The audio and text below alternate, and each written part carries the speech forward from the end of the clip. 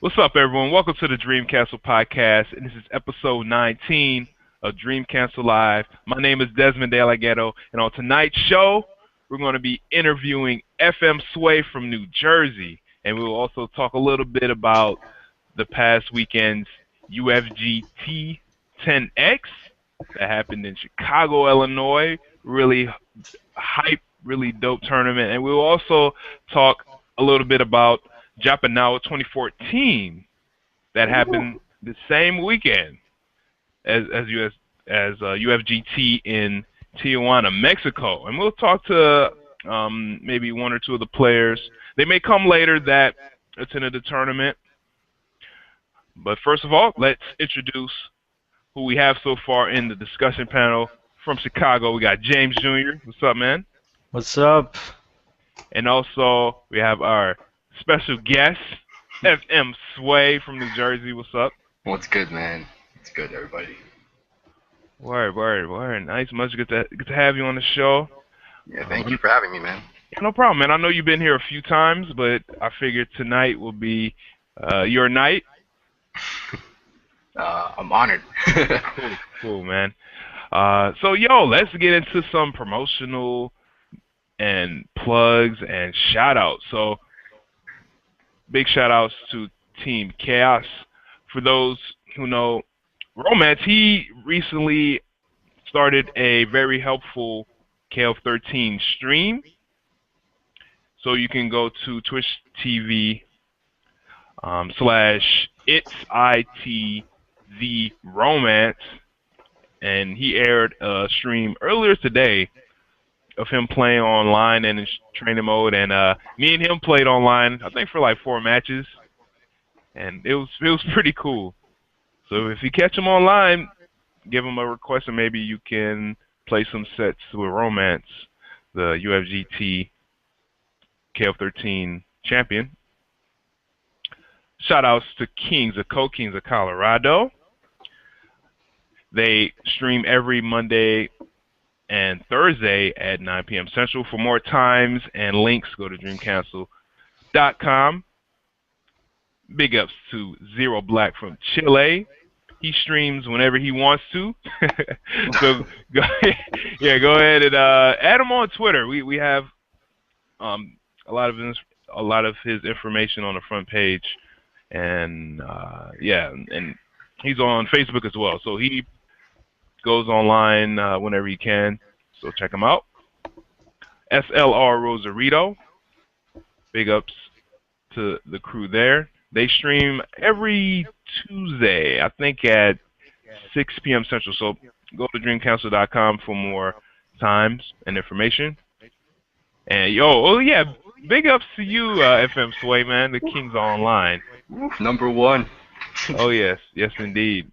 And I'm waiting for this to come back. I thought it was very, very good. I thought it was cool. You play people online with the house music, that Hell yeah. deep house. Word. Also, we have shirts for sale. This one is $12. This one is $11.50, and this one is $13. Go ahead on the front page. Go to dreamcancel.spreadshirt.com. Grab you some Dream Cancel swag. I saw some people rocking it up at UFGT. I was very proud. That's cool. Yes, indeed. Oh, Tappa Talk. Download the app to check the forums from your phone very, very easily. Very easily. And we just updated it too, so it's there. And I've been using it a lot to talk with various members and to find old posts and threads really, really quickly. And it's very easy for you to log in. And you can also add other forums as well. Like, for example, I have Dustloop on the network as well, on my phone.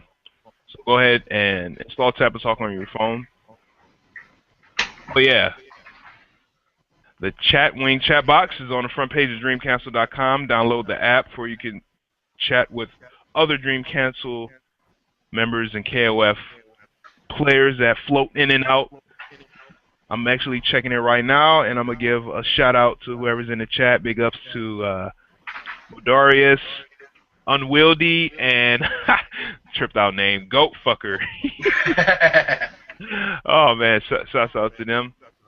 But I'm always looking for feedback. So, James, you've been on it a few times. What you think so far of the chat box? I think it's really good. Easy to log in through multiple like sources, Facebook, Twitter, a bunch of stuff, and yeah, pretty much everybody could access it. Yeah, you're They right. don't They even can. have to make like a new account anymore. They could just use it through their their other social media stuff. It's easy to use, man. Yeah, it is definitely easy. I Efren Sway, have you tried it out? Yeah, I actually logged it in with both my Facebook and Twitter. It's much easier for me than the last chat you guys used. So it's just, yeah, it's simple for me. I don't have to do much effort to really log in. So I like it. Okay. Yeah, I agree. I have it open always on my phone, so I'm always online, as you see. So feel free, y'all, if y'all want to just sit idle and then and freaking I see Black Rose. I think he's talking about. I hope he's talking about Goat Fucker's name. He said, "Nah, it's terrible." But big ups to the Black Rose. But yeah, check out Chatwing. It's pretty cool. Next up, oh yeah, send Gus to Evo. The donation fund is still going on. Romance actually he got on stage and got some donations from people during finals, and he got up to at least $156. Nice, nice. Yeah, so go to orochinaji.com and donate to Brain Guts CL from Chile to Evo 2014. And he deserves it, because I know if it wasn't for him, a lot of y'all won't be using a lot of The this tech. tech and safe jumps and optimized combos and whatnot. So Yeah. donate what you can. I mean, for all the things he's done, like he updates at least every week with something new for you guys to learn for matchups. I mean, the least you can do is help him out to go to Evo and let him do a live demonstration of how to destroy dual lawn players and all the other stuff. Like that's pretty much what he does. Yeah, as I said before, what I appreciate about a lot of his videos is that a lot of the information is practical. Yeah. And if it's not, he'll let you know. Or hopefully you already know. So, yeah. I don't know if you guys saw because the last video that he put out was how to punish dual lawn after he hit confirms off a Rekka into a teleport and to the fireball. Certain characters can actually punish it even on hit, and other characters can't. And he'll obviously, if you watch the full video, you'll find out. So I mean, a lot of people always have trouble with dual lawn. So Yeah. that's definitely something to learn. Yeah, I saw that. I'm gonna be honest. I thought that was kind of a common thing that everybody knew, because I don't really see a lot of Dulons do that kind of stream, Mhm. because they already know that it's safe. But I mean, hey, for those that don't know, it's there. Exactly. Cool. All right, tournament that's coming up next month, Bloodbath and Beyond, June 14th, 15th. It's in Waterloo, Iowa, and KOF will be there along with Blaze Blue, Ultra Street Fighter 4, Ultimate Marvel's Capcom 3, Project M, Brawl, Melee, and we're gonna try to get some people from Minnesota to check it out. And James, you said that you're gonna see who's gonna be able to go, right? Yeah, I'm gonna see if cause I want to go. I want to see if other players want to go, Okay. or for sure want to go. Right. Okay. Cool. All right. Next tournament, Hyper Battle, June 21st. This is going to be in Lakewood, Colorado, and there's going to be some very big names going out to that tournament. So it's going to be absolutely crazy. I do know that I think Cannibaleeto's going out there, and some others. Who else do y'all know going to this tournament? I think Romance. I don't know anybody else necessarily. I Okay. think that Juan guy from SCR, I think he got like top 16 or something. Juan? Juan, yeah. Hmm. Okay. Well, I do know a lot of the Team Chaos guys and extended family of the Team Chaos guys are going out there. Yeah. So it should be pretty good. I can't wait for this. Again, Hyper Battle June 21st, Lakewood, Colorado. And I'm not sure who's streaming it yet. We'll probably get more of that information soon. Cool. And next up, CEO Oh, 2014, sponsored by Teespring. it's gonna be great. Oh yeah, who's going? I might go, I don't know. Same here. I might. I might. But I know Reynolds is gonna be there. Mysterio and Zero Black are gonna be there. Hmm. I think Romance is trying to be there. I asked him at UFGT, he said he's gonna try. Um, Karn might go, I think. Hmm. Um, I don't know. The rest of Florida will be there. Right. All And right. yeah, All right. Cool. And that's June 27th, 29th. Wyndham Resort in Orlando, Florida. Check it out. It should be very, very fun. I hope they bring back that ring, Oh that yeah. wrestling ring. I think that's a mainstay there. Yeah, definitely. Okay. Alongside with the cage match thing. Oh yeah, they are doing a cage match. Oh snap, that's gonna be so dope.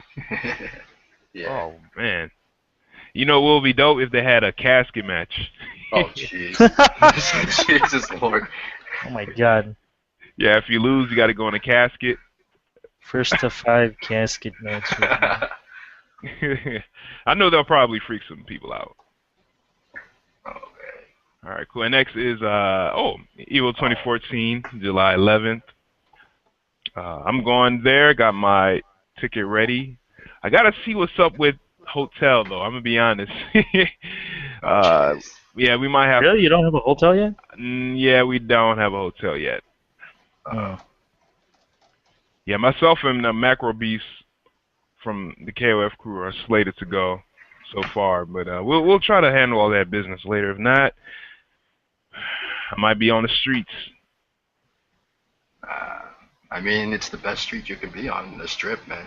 It's Vegas. Yeah, I know somebody might try to help me out. We'll see what's going on. It'll be cool to visit Las Vegas. All right, cool. Well, why don't we get into a brief recap of UFGT 10X that happened this past weekend in Chicago, Illinois. Man, I'm still buzzing off that tournament, man. It was really dope. James, what did you think? Yeah, man, it was really good. We had more than last year. 81 players this year, Oof, and nice. yeah, people from all over came through. For the first time, we had like a Texas player come, Kiardo. He's the Oh, Infinite guy. that's where he's from. Yeah, Okay. Texas. Okay, I did not know. I thought he was from Chicago. No, if I he thought. was, then man. If Hey, he yo, was, then me and Mario would get the Infinites down by that time. But yeah, it's crazy. All right, Alex, aka Unwieldy, he wasn't sure where he was from, and yeah, he saw his phone. His name's Ricky, right? yeah. Okay, he took out his phone, and I think he was texting someone, and Alex, I think he briefly looked over his shoulder real quick, and he saw the name Mario Espinosa on there, and when he saw that, he was like, "Fuck," because he thought he was with Mario or whatever. You know what I'm saying? And I was like, "Oh shit, yeah, man." So damn, maybe he's from here or wherever, and I thought maybe he was from Canada too, because he was pretty close with Karn or whatever. I saw him Karn on stage with Yeah. him, talking with him last. I'm like, okay, where's this dude from? Or you know what I'm saying? Yeah, he's close to Karn, like the Canada guys, because him and Karn used to play Grow a lot in GGPO back in the day. Oh, okay. I understand now. They have a little online history. I feel you. Yeah. All right, cool. And man, yeah, whew. Let's go over the results real quick. Yeah. Yeah, let me pull them up. Let me pull them up.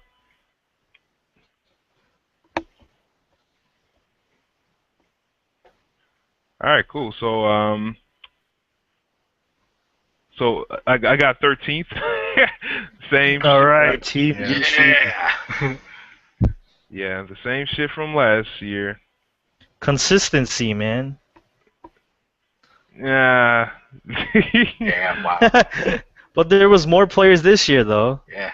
Yeah, there were. 13 out of 81, man. That's not bad at all. Like, top 16. Definitely good. Yeah, I don't know. I felt like I got lucky though. I I mean, think you did a little bit. I'm just saying, a little bit, because you I didn't think plan everybody it. needs a little luck, man. Everybody needs a little Yeah. luck. Well, I mean, I've said this many times. Like all tournaments have some sort of element of luck to them. You know what I'm saying? Yeah.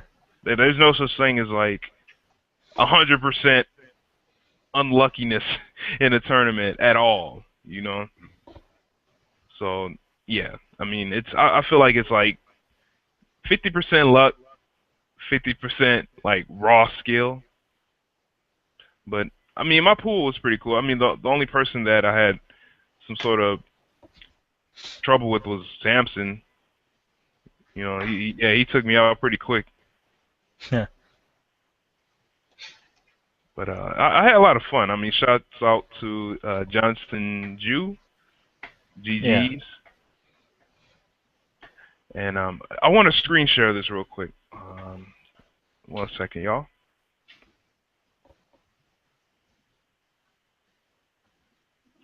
All right, y'all can see it on the main screen. Yeah, I see it. All right, cool. Let's see if I can zoom in. No, I Yeah, can't. that's pretty much the top three I expected to get. Yeah. Yeah, Yeah. man. Yeah. I'm gonna be honest. I thought the same thing too, man. I was like, it's gonna be Romance, Mario, James, and if not, it's gonna be either one of those in whichever slots.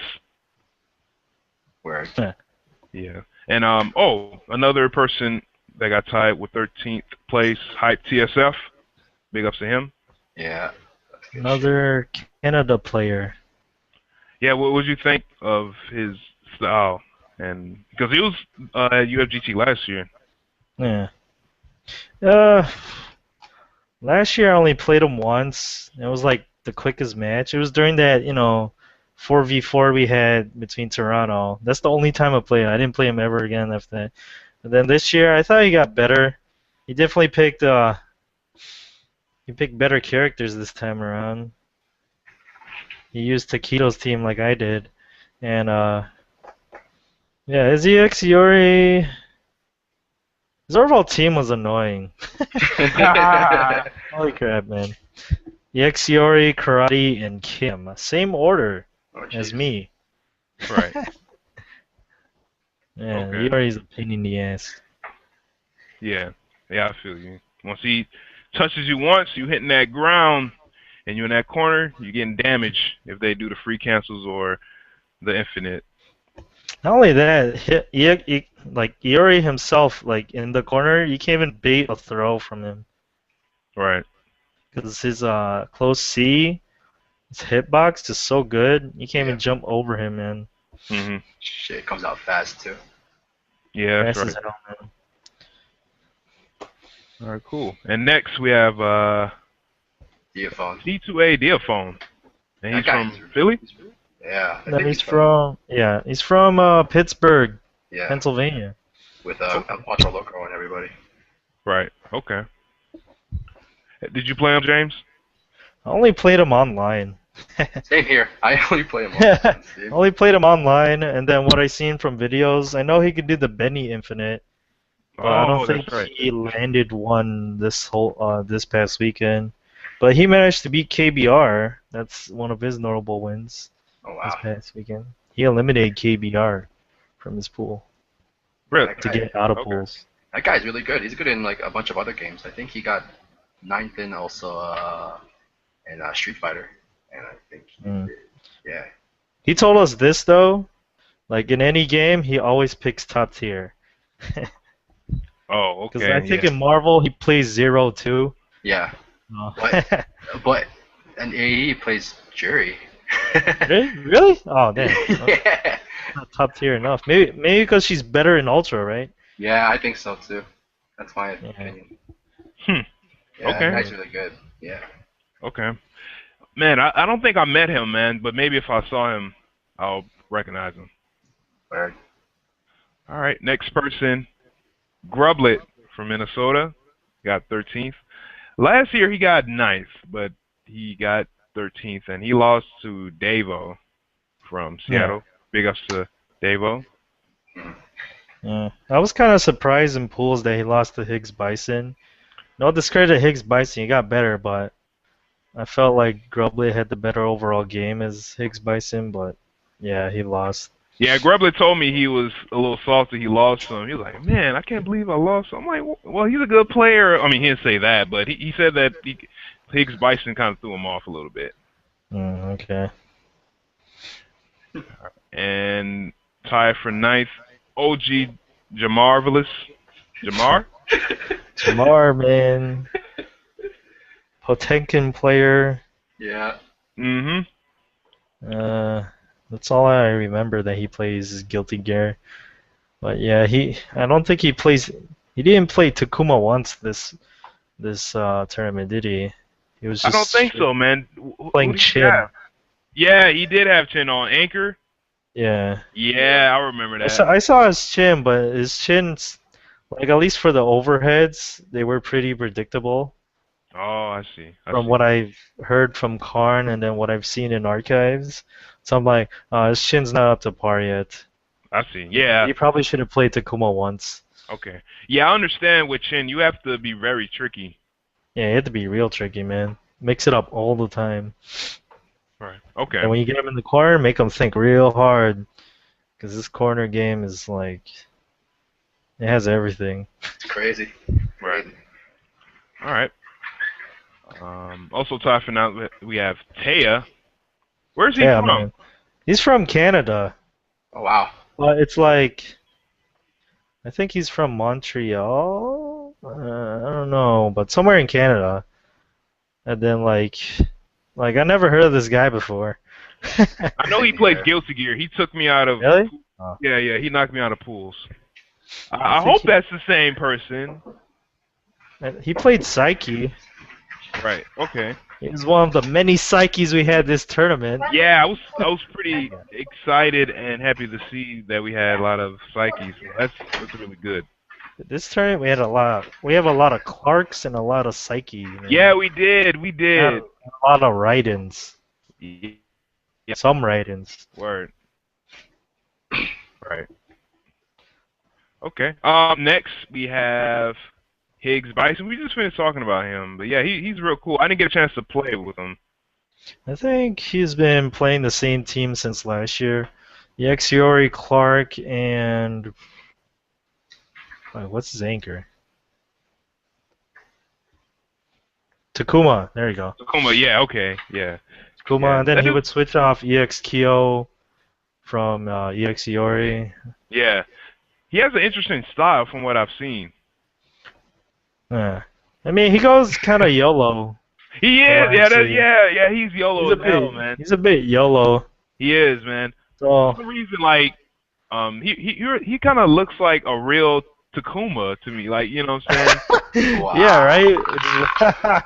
yeah, I get it now. I see it. I see it now, Des. Yeah, yeah. No, I mean, no, just the way he acts. Not like, I mean, how he Wait, he looks. acts. Oh, Yeah, I don't know. He just seems like I don't know if it's like look like he could just like say after a match like told ya, you know, whatever. But yeah, he seems like a real Mr. Karate Takuma dude, and that dude's like mad cool. Yeah, yeah. Big ups to Hig Bison.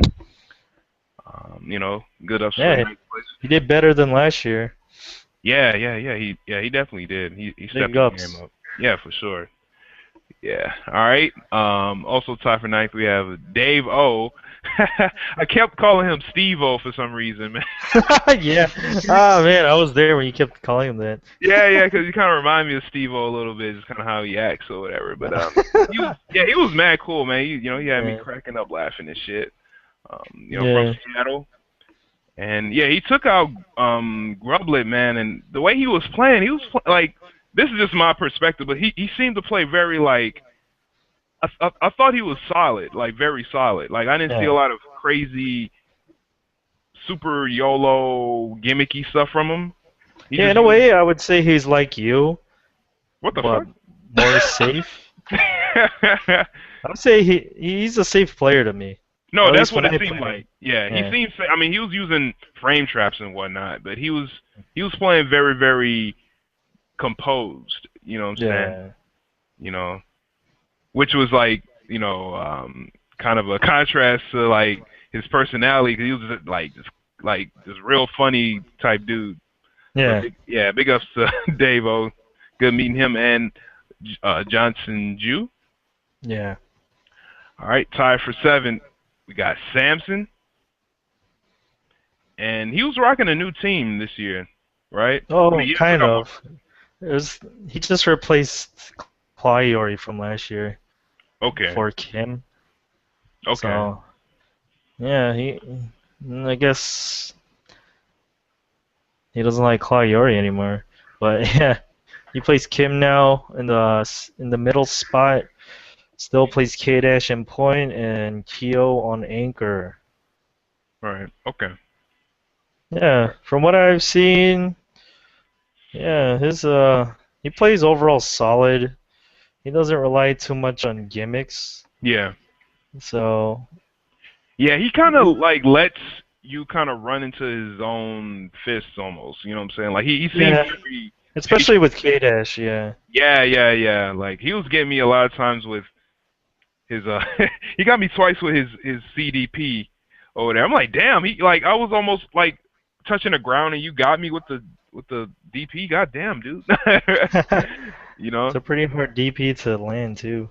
And a couple times he did his EXDP with K Dash, and I thought Yeah. he was gonna do his DP or whatever after it, because like a lot of K Dashes do that. They do the EX Fireball and it's slow, and then they do the uppercut. And he didn't do the uppercut, and I uppercutted it, and then he got me. I was like, oh, okay, okay, okay. I see what's up now.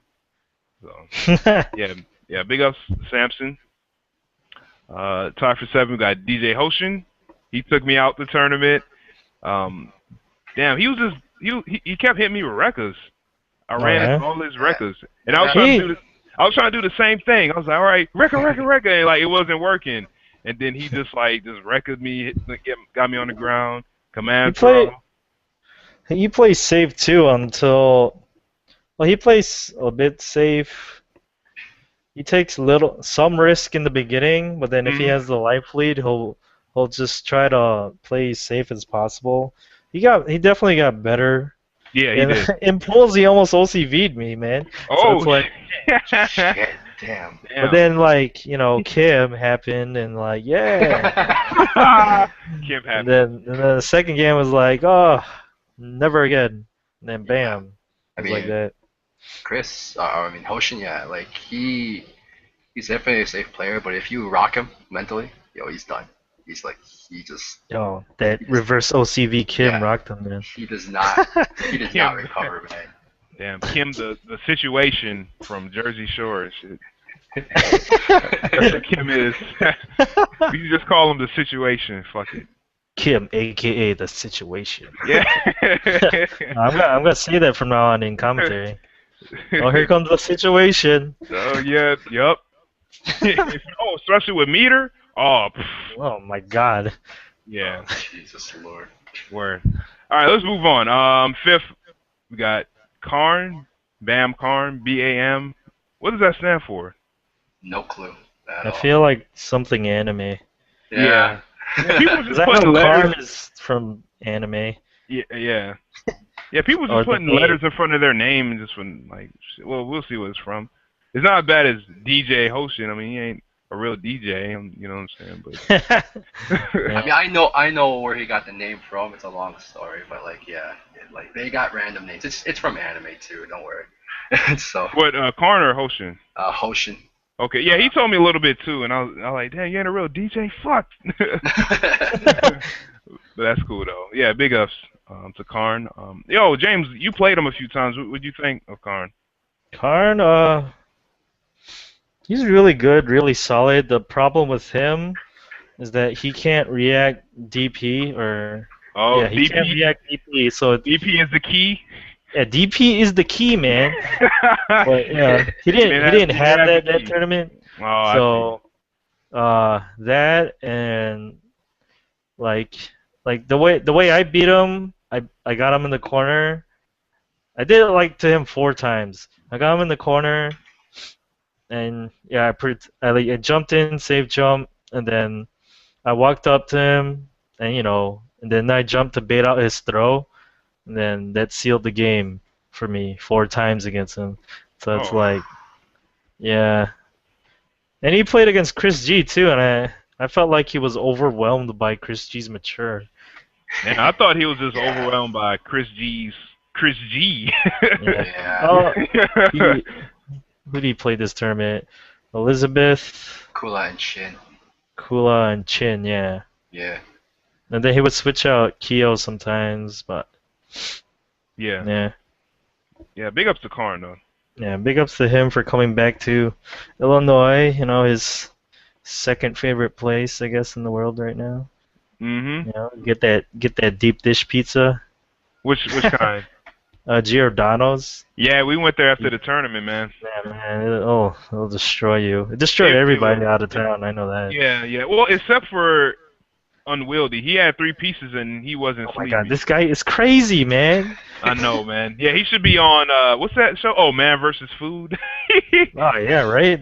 But yeah, Giordano's. Yeah, that's that sabotage pizza, man. Dude, man. Like, yo, let's grab some pizza, man, before pools. And he's like, Dude, the yeah. amount of tomato. Oh my god. And cheese. I Cheese, remember I well, almost choked on the cheese like once when I first had it. I was like, yeah, maybe I should like cut this into small pieces, man. You know. Yeah. But yo, let's keep going. Fifth, we got GGNY Chris G. I And felt we had some people in the chat, man, still saying stuff about Chris G, man, kind of throwing salt on his name or whatever, and you know what I'm saying, because he got fifth and he doesn't play a lot of KOF. From our perspective, we don't know what that man is doing, but I mean, Romance consistently tries to help Chris G. I mean, they're not teammates anymore. Obviously they used to be from After Girl Elite, but After Glow Elite. But yeah, Romance still tries to help Chris. And I mean, Chris, yeah. he already told me in ECT, man, that he still tries to make an effort for KOF. Um, he started entering. He entered again in ECT. It was like, yeah, I'll give it another chance. I'll give it another shot and try it again. But I mean, people's perspective of him, um, they just don't like it when they lose to him in a game that he doesn't play as much as the other games. They just get mad. And, Yeah, he actually got better though. yeah, he does definitely. people just don't really give him credit. I just think it's because of him personally rather than the situation of like Yeah, maybe he doesn't play a lot. But yo, he got fifth, so that means something. I mean, he's yeah, a good player, you Yeah. know. good And if he does, fundamentals, man. yeah, exactly. Is that? I mean, well, that and I mean, it when I see him play and I have played him, I mean, he knows his way around the game. Mhm. I mean, it's not as best as some other people that beat him, but he knows his way Yeah, around the he, he, system. he used to play because he was in Chinatown Fair a lot. He used to dabble around 98 and 2002 every now and then. So Yeah, yeah, he has a bit of an idea what KOF is, and so yeah, kudos to him. right. It kind of reminds me a little bit how people were kind of acting crazy when Justin Wong was playing 13 and like they'll get beat by him. Like, oh man, I got beat by Justin Wong and I've like, I've made like tech videos and stuff and you know what I'm saying, I've wrote like, stuff for like wikis and stuff, man. And Chris G beat me, man. And, like, I mean, not Chris G, Justin Chris Wong or Wong. whatever. Yeah. And I'm like, yo, dude, like, you can't sleep on Justin Wong. I mean, Well, he's a good player, good yeah. fighting He's a game good player. player, and is like one of his first games was Was KOF. yeah, his It first was, game he it told me was, was yeah, KOF. Yeah. yeah. Yeah. People don't know like his KOF history. You know what I'm saying? It's the same thing with Tokido. I mean, that's where his name came from. It's like Yeah. Well, for me, honestly, I kind of already yeah, knew and yeah, felt that he was a KOF player. He didn't seem like just somebody that was playing it, that was beating people or whatever, and yeah, people was feeling salty over it. yeah. But yeah. But anyways, yeah, big ups to Chris G. Oh yeah, he was pulling off some tight links with Mature. I mean, I've seen it before, but it was pretty impressive. Yeah. Yeah. Well, let's move on. We got Kiardo, TFTKC. Anybody knows what that stands for? I kept reading it as Something KFC on stream. Texas. Okay. I You know know, what? like, That's yeah. crazy. People have these like these freaking letters in front of their name and stuff, and we don't know what it means. So whatever you're trying to promote, No. what is it like? I read it Like, as KFC, man, when I watched on stream. KFC. Oh. Yeah. Like it just kept moving in my head, and I was like, yeah, I won't even bother with the tags, man. Right. Okay. But yo, oh man, he was pulling off those infinites. yeah, Oh, the Infinite guy. Yeah. yeah. You played him a few times, right, James? Yeah, like before, like our tournament match, we played like a long set. But that said, I played King Karate Kim, and he played Psyche, EXE Benny, his usual team. Because I wanted to practice King just in case Romance plays Psyche. So Yeah. yeah, that's where I got my King practice. And yeah, that guy's really good. He plays. I feel like he plays like Mario. He Oh. just has the infinites, Damn. like really consistently. Yeah, it was. And he also did some crazy stuff with Psyche in the corner. He kept doing that jump 4B whatever move, that kind of roundhouse kick in the Yeah. air combo. I thought that was pretty slick. Yeah, to continue juggling it. Hmm. Yeah, it's jump back B. Jump back, but yeah, my Yeah, fault. Yeah. like do it 2, 3 times and then finish it whatever way you want. Right. That's actually easier than doing I think like juggling with his fireball and then resetting them or something. Right. Okay. All right. Third place we got IGL DC James Jr. at Ignite. Yay! Yeah. Cancel Yay! Jr. Oh man, how was your pool? That was my pool. Yes. Like I said, DJ Hoshin almost OCV'd me, and we had El Cuatro Loco, Herb St. Clair from Herb St. Pittsburgh in my Clair. pool too. Yeah. I played him in my first match, man.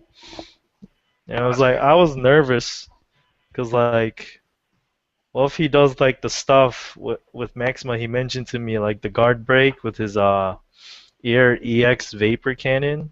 Yeah. Yeah. That was a lot of guard damage, so I was like, crap, what do I do against that? It's safe on block. It is. Yeah. It is. So I'm like thinking like on the way to the venue, well, if I just guard cancel roll like the first hit of that, can I punish him one time? But like I never got a chance to do it because Maxima was like out of the way before I got a chance to do it. But yeah, I like the Raiden matchup. He plays Raiden too. Mm. That matchup I felt really comfortable because I saw NCR with Reynold versus Kane Blue River, and pretty much Reynold like DP every shoulder tackle. So that was my mindset. Every time he did, every time he said ready, and if I hear the go, just DP right away. Oh, stop him before Yeah. he gets to you. Okay, because like it seems that a lot of people they just try to punish it once it hits, once it blocks. Yeah, but since I had characters with amazing DPs, I was like, I'm just gonna DP as soon as I see it go. Oh, And okay. from a certain distance. If he did, Alright. if he did like shoulder tackle close range, I didn't punish it because it was like he he says go like after he moves. So that was pretty hard to react to Ah, okay. at the Damn. time. See. I should have known that. I played the first of 10 with him, man. I should have just been like hitting him down shoulders before he Yeah. got to me. I I mean, was Yeah, just thinking of you can hit him low too, but yeah. I want it to be awesome and DP. that. Okay. What you was gonna say, Sway? Oh no, I was gonna say exactly what you said. Just what James said. Just hit him low, because there's no armor on the bottom Yeah. Yeah. at all. Maybe throw out a couple crouch B's or something. Just Yeah, just make him respect you, and then there's nothing else he can really do. It's just There's no armor at all when he starts going. yeah, You could even like down C with EX Yori and like do full combo punish from there, but that's you have to time it correctly, of course. if he doesn't Yeah. cancel, if he doesn't cancel out of his tackle, man, it's free. It doesn't have that much priority either. It's just whatever. Just Okay. beat the crap of it. yeah. And plus, he has a pretty high jump height too, right? Yeah. Yeah. Like his hop looks like a regular jump. It Yeah. does. Like it wasn't hard to react DP for me. Right. Okay. You know, when I was playing King Blue River in the 5v5, yeah, I wasn't punishing those tackles. And one thing he did, I don't know if he was like releasing the drop kick after the shoulder or whatever. Like that threw me off because I was Yeah, going to punish you with. could do that. Okay, yeah, that threw me off. I was like, oh, time for me to punish, and then I get kicked. Oh, I'm like, oh, fuck. It gets a lot of players, man. Yeah, It got like all of Japan. right. You know that. Hell yes. Yeah. Oh man. Okay, let's keep going. Mario E. Ooh. All right, James, what did you think of y'all's battles? Uh, like my battle against him, I felt like I shouldn't have picked EX Yori because, like, overall for me, like mirror matches suck. I hate them so much in this game. If I face another Kim, that I'll probably lose. But yeah, like the EX Yori matchup against him was really annoying. You're just throwing fireballs and like waiting out for one of us to make a mistake, so I got annoyed by it. And Mhm. then like during the second match, I was thinking maybe I should pick Rio, cause like me and Mario have been practicing like different characters before this tournament to try and throw certain players off. Yeah. And like yeah, I didn't pick Rio, so I was like, man, whatever. And then yeah, try to do what I can, but yeah. He pretty much knew what I wanted to do. That's why you don't see him jump at me as much, because Yeah. I'm gonna react to it. But yeah, that guy, freaking old people, man. Oh yeah, man. Older people, man, they got wisdom, dude. You know, Yeah. older people strong, man. With that experience. Yeah, yeah. The EXP, man, in the thousands and thousands. But yeah, his Kensu, I was like, "You playing Kensu?" And it was crazy because I didn't know at first. I was playing Johnson Ju to get out of pools. Yeah. Johnson plays with Kensu, and Mario was right next to me, you know, sitting with his little desk or whatever, and he was talking to Johnson, who was, you know, next to me to my right, and he was like, "Hey man, you play with Kensu?" And then Johnson was like, That's what he "Yeah." sounds like, man. That's Johnson, him. Johnson was like, "Yeah, yeah." And I think we just started playing over there, and then Mario was like, "What? You like him?" And then Johnson was like, "Yeah, yeah, I kind of like him." And at first, I was kind of thinking like, maybe he shouldn't be talking while he's playing or whatever. You know, I don't want to throw him off. I was like, it's cool. You keep talking to him, Mario, or whatever. So I was kind of hoping he'll ask him like, you know, what's your favorite combo? Huh? I was like, oh shit, the distraction. But nah. But yeah, that the Kensu choice, yeah, it threw me off. But it's good to see that he's playing with different characters and stuff. You know. Yeah, the reason why he picked Kenso and I picked up EX Yuri's to throw off romance, Right. and it didn't work. Oh man. Speaking of romance, first place LDATC Romance. Big ups to Romance. Yeah, big ups, man. 2-time UFGT champ. He's the last UFGT The champ. last UFGT champ. Lucky bastard. I got the energy tank, man. I'm so jealous. Oh my god.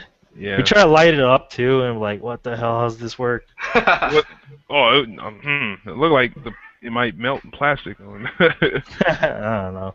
But yo, you faced them, man. What'd you think of Romance? Romance.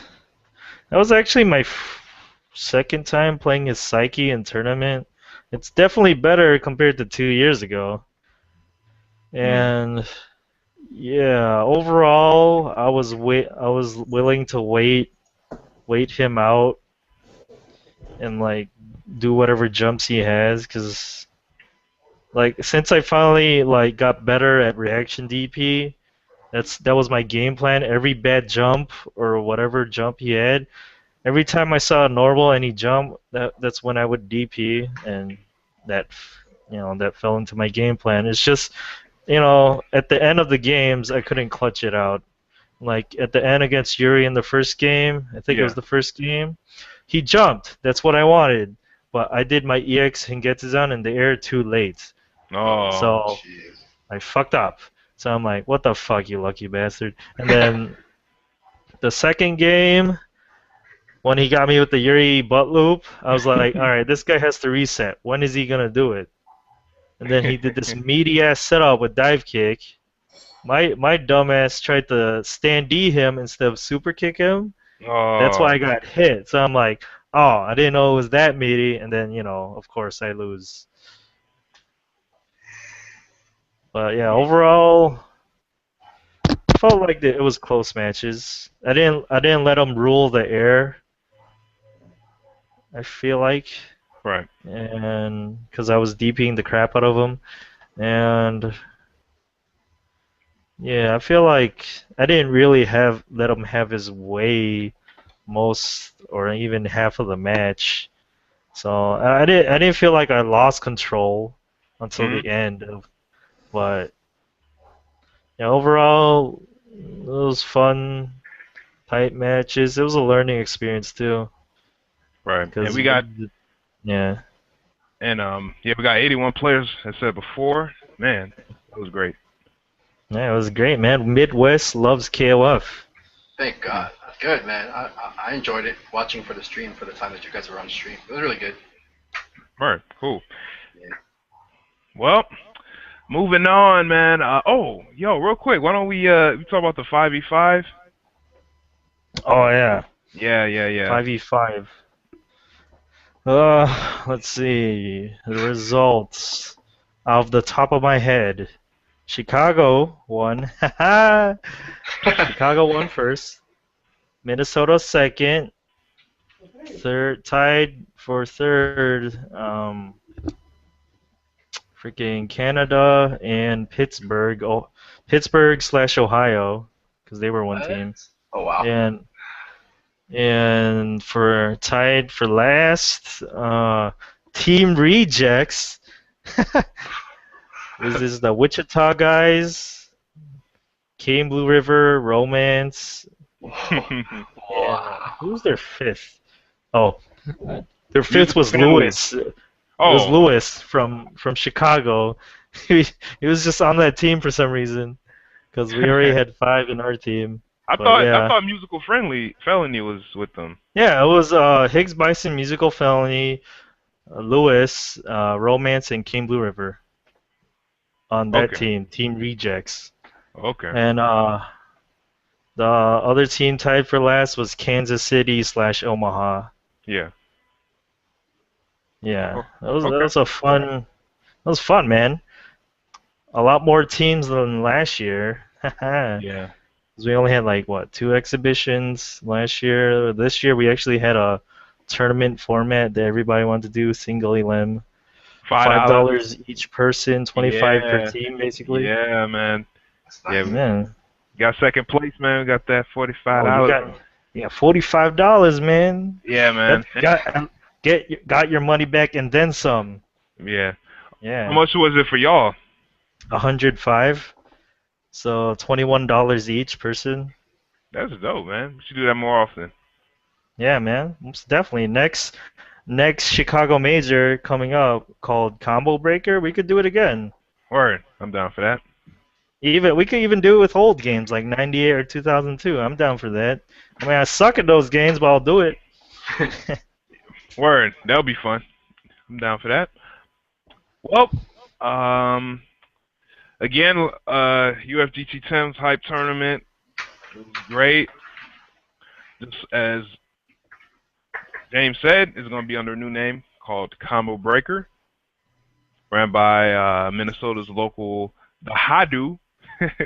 So go ahead and check it out next year. And let's move things forward and talk about Japonawa 2014. And we are joined by Chris Santoso of the SLR Rosarito Mexico crew. What's up, Chris? Hey, what's up, guys? Is my microphone okay? Yeah, you Yep. sound good. You sound good, man. How's things been going for you, man? It's been good. Life is good and KOF is good, so I have nothing to complain about. That's great. So you're at Japonawa. First of all, am I saying that right? Is it Japonawa? Yeah, you can say Japonawa because of the English pronunciation, but over here it's called Japonawa. Japonawa? Oh God. Japonawa. Japonawa? Oh, gosh. Yeah, like if it had an H at the beginning. Like, Japonawa. like jalapeno? Yeah, exactly. Where Japonawa? Damn, that sounds hella better than Japonawa. Yeah, Okay. right? Cool, man. And it's not just a KOF tournament or a fighting game tournament, right? Is it an anime convention or Yeah, a it's an anime convention, and the organizer gets together with the Team Lago people and they make their major for TJ the same day. Right. Okay. That So sounds it's pretty interesting. right. All right. And I heard there was at least 40 players for the tournament, right? Yeah, for KOF, it was like 39 or, yeah, it was 40 with the person that registered like an hour before, but it was a pretty good tournament. It was pretty hype. It was really Cool. good. Did you watch all of it when you were there? Well, I ran the whole tournament in pools, so yeah, I was there. Oh, word. Oh, I didn't know you like helped. I thought you was just like just there, just like either playing or whatever. I didn't know you had like some sort of Well, handed assistance. Well, yeah, it was me and the answer running KOF. And if you notice my Twitter and the playlist I gave you, I have all the pool matches because I recorded them. At least all the That's ones that I cool. could. That's cool. Word. Great, man. Yeah, I saw that too. Okay, cool. Yeah, that's how, as far as I thought that you helped the tournament. I thought you just took a lot of the pool footage, but man, that's good that you helped run a tournament with Oscar the Answer. That was great. Yeah, it was pretty fun. Like, we started like an hour late and we still finished on time, so we got it done. Right. Okay. Well, yo, let's go through the results. I just have top 8, if that's hmm cool. Yeah, that's But fine. yeah, let me load it up on the screen. All right, here we go. And if you could, man, tell us a little bit about these players, and if you don't know anything about them. Okay, All right. sure. Well, Do you want me to go like from bottom up? I'm right here. We're starting at ST Archie. Archie, yeah.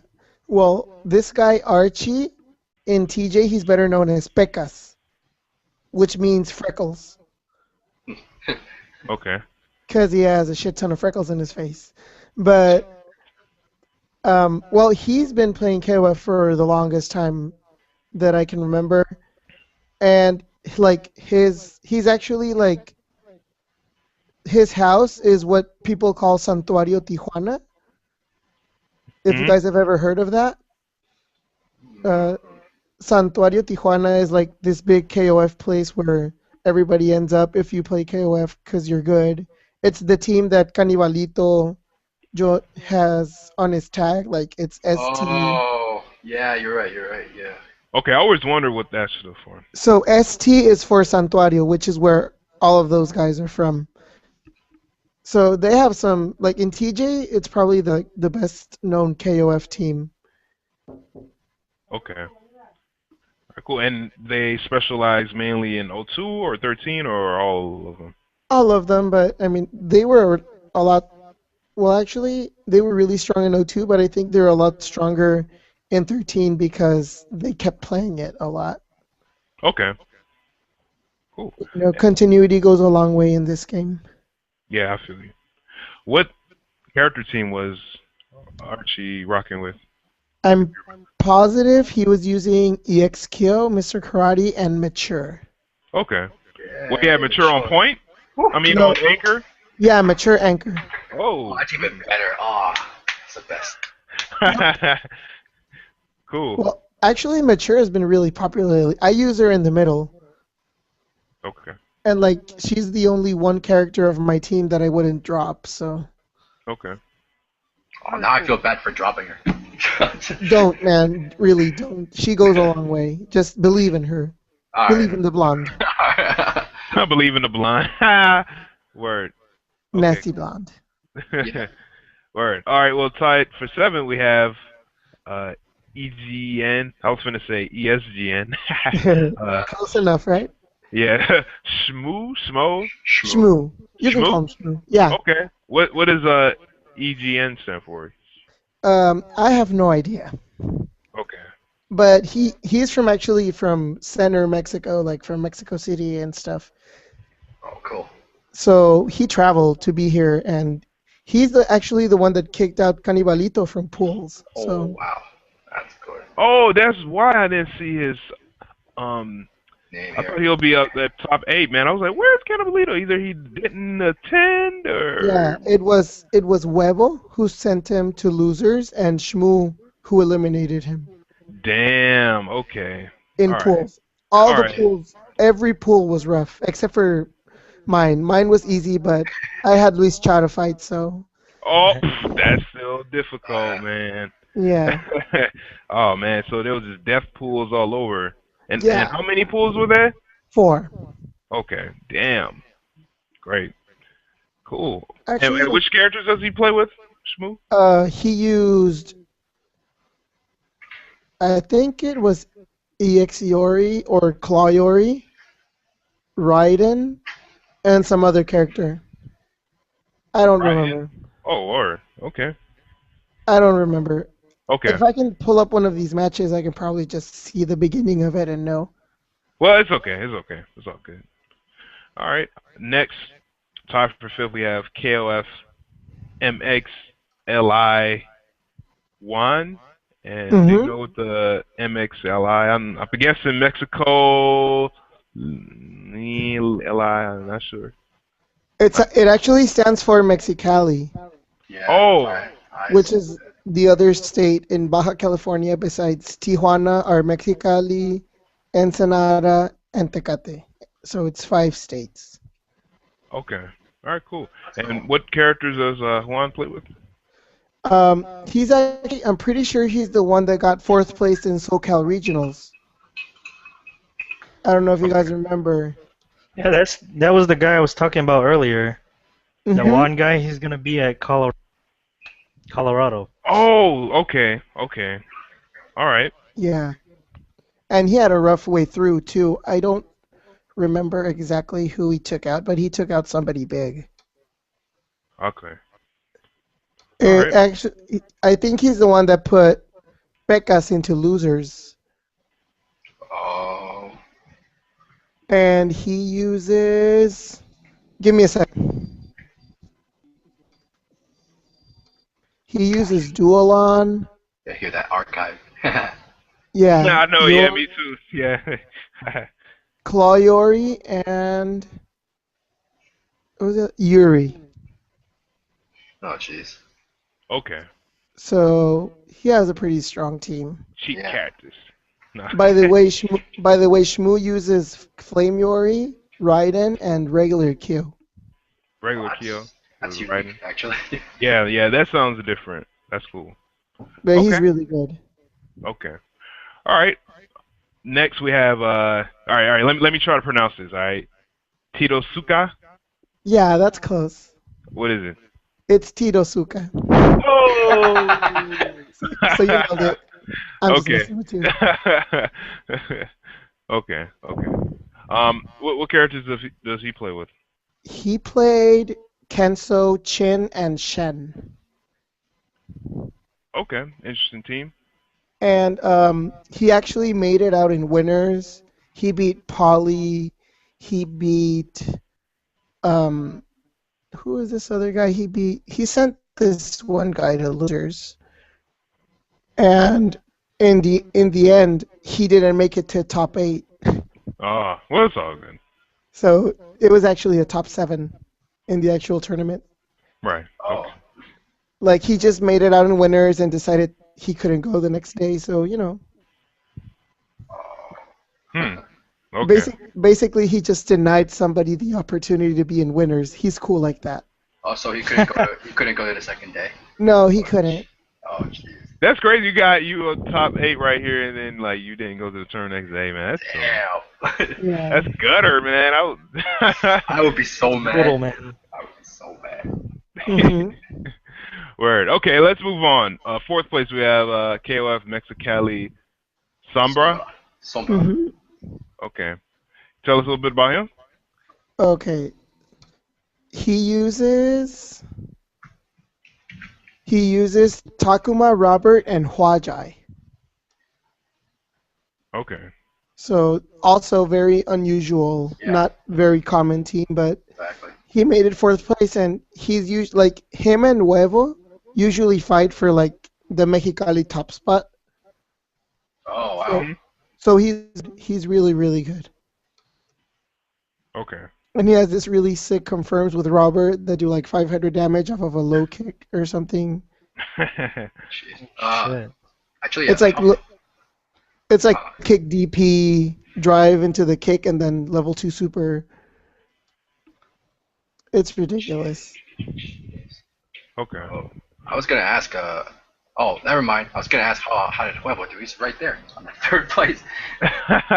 Yeah. We got XTR Huevo. What does XTR stand for? It's X top rank. It's this team from Tijuana, and they do like Smash Brothers, and the guy just like sponsors good players. He also sponsors Koopa, so Oh, that's cool. Okay. That's good. That's where So I he has- remember that tag from. he has an eye for talent. So if he sees a guy that's like really really good, he'll be like, "Hey, dude, I'll sponsor you." Oh, word. Was he give him expenses for travel and stuff, or? I think he helps out in whatever means he can. So he doesn't do it just like for a team name. He actually helps the players out a lot. So Word. That's cool, man. That's really nice. And what characters did he play with? he actually dropped his regular team, which I think was Benny Maru, King, and Kim, and now he's using Flame Yori, Clark, and I think it was Karate. Clark. Clark is on the rise. On the rise, man. Yep, I he's agree. up there. Actually, the few matches that he actually made Violent Kane or Luis Cha struggle was with Clark. The other characters were pretty free. Damn. So that's saying a lot. Yeah. Okay. All right. Let's go to second place. We have Mexikoff Violento Kane. And I Violent know Kane. him usually as just Violent Kane, but he got the toe at the end. No, yeah, he's just Violent Kane. I think that was just like somebody messed up. Oh, word? Oh, okay. Yeah, Cool. like Yeah. even on stream they misspelled Kane, and people were like, "Hey, yeah. dude, that's not how you spell it." K-A-N-E. Yeah, they messed it up like 2 times. So you've watched it. I watched a bit of it, man. Yeah. Nice. I watched a little bit of the archive, and all I saw was just Rekka Infinite. Well, yeah, that's his trademark. Best records on the planet. Yeah. He is the best. Like that's my honest opinion. The best EXURE. In terms He is consistent. Like if he touches you with anything, he'll infinite you until you die. And touch of death. you can ask Huevo because he got quadruple OCV'd. Quadruple, damn. He said Oh, quadruple. shit. And This you guy can is a monster.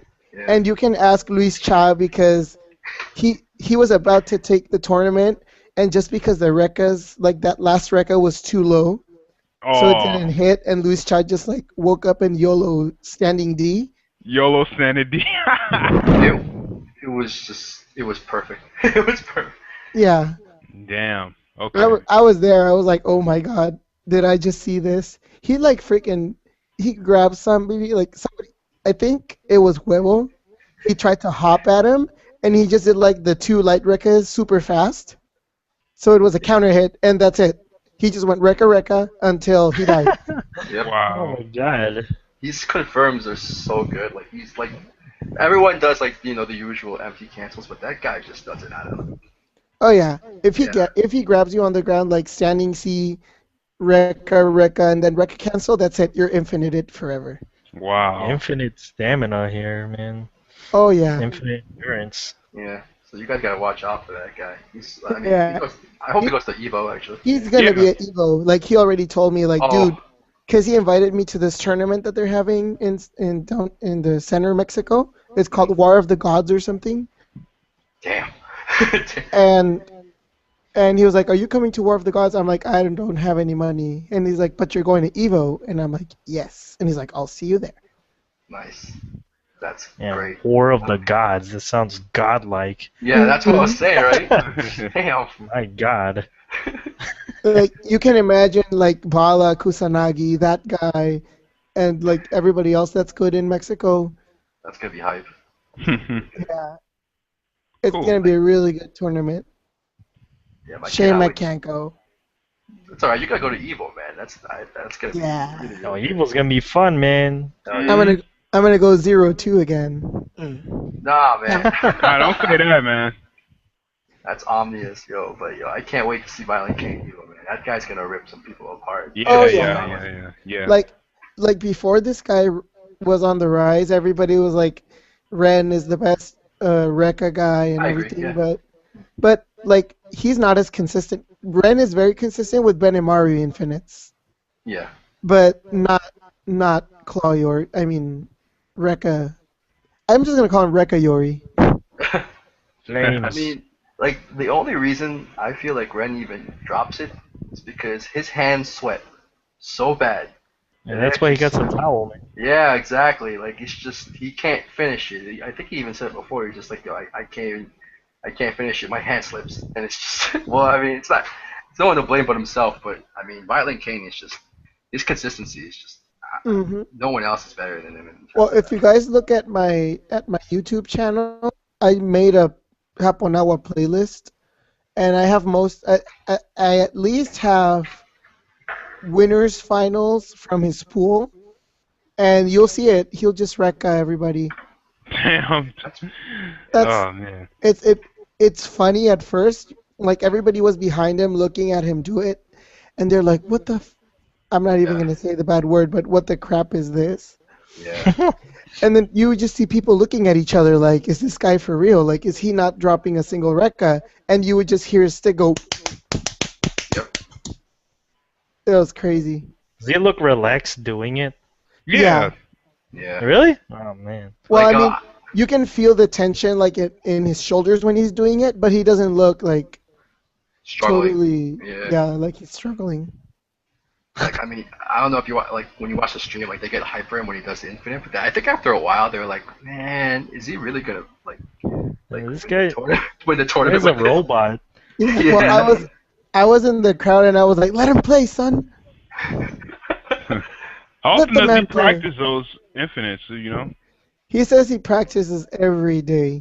Jeez. All right. Well, Like that's it's all. Robot right here, man. He says that it's all about speed. Because I asked him, because I've been trying to do the Rekka loops myself, and I was like this little kid at the ballpark, Mr. Jordan, how can I get a 3-pointer like that?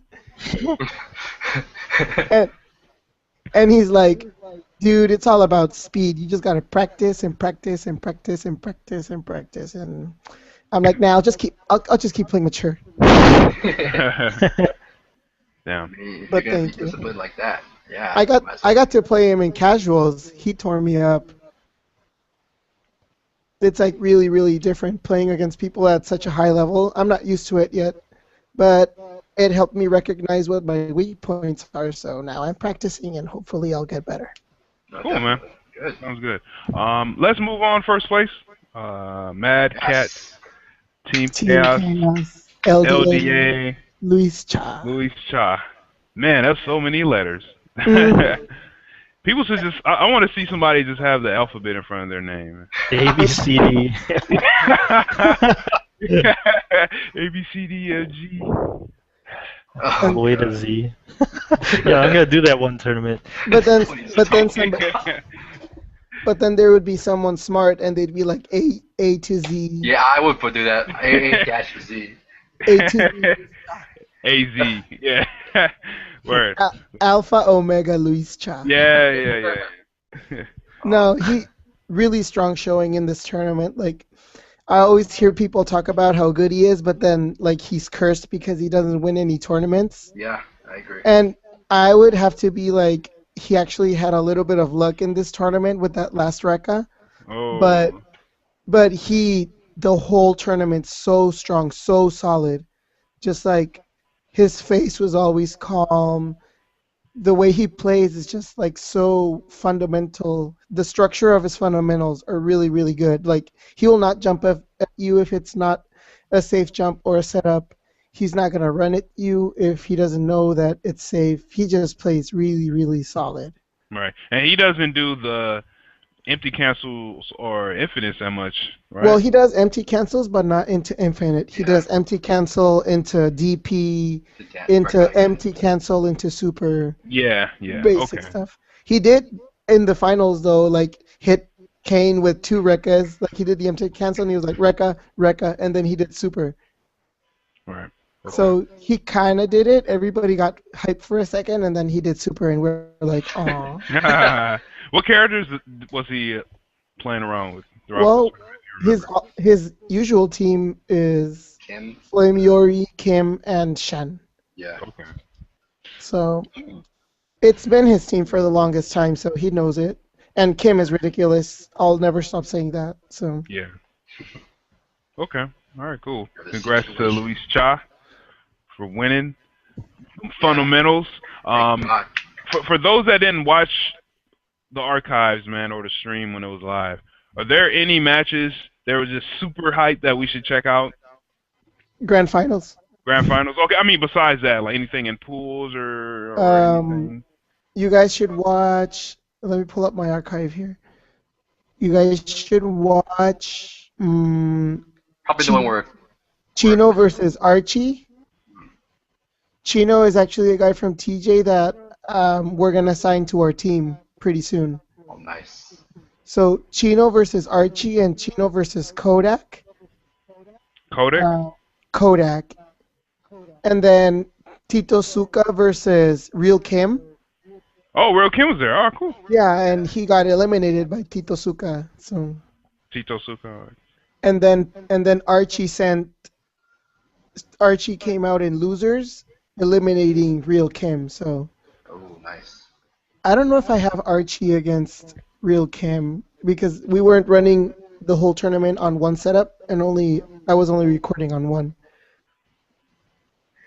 But from Pool C, you guys can watch Juan versus Luis Cha. Um, what else? Huevo versus Shmoo.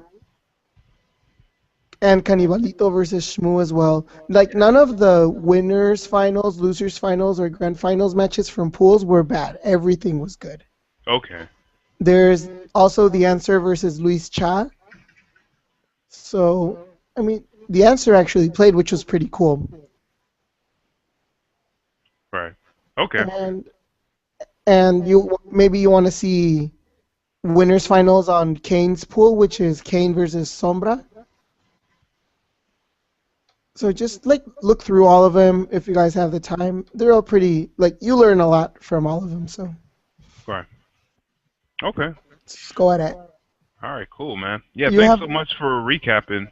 yeah sure. Well, you also have the link that I sent you on Facebook, so you can front page the archives in case anybody wants to see them. Oh cool. Word. Nice. I'll definitely do that. That sounds great.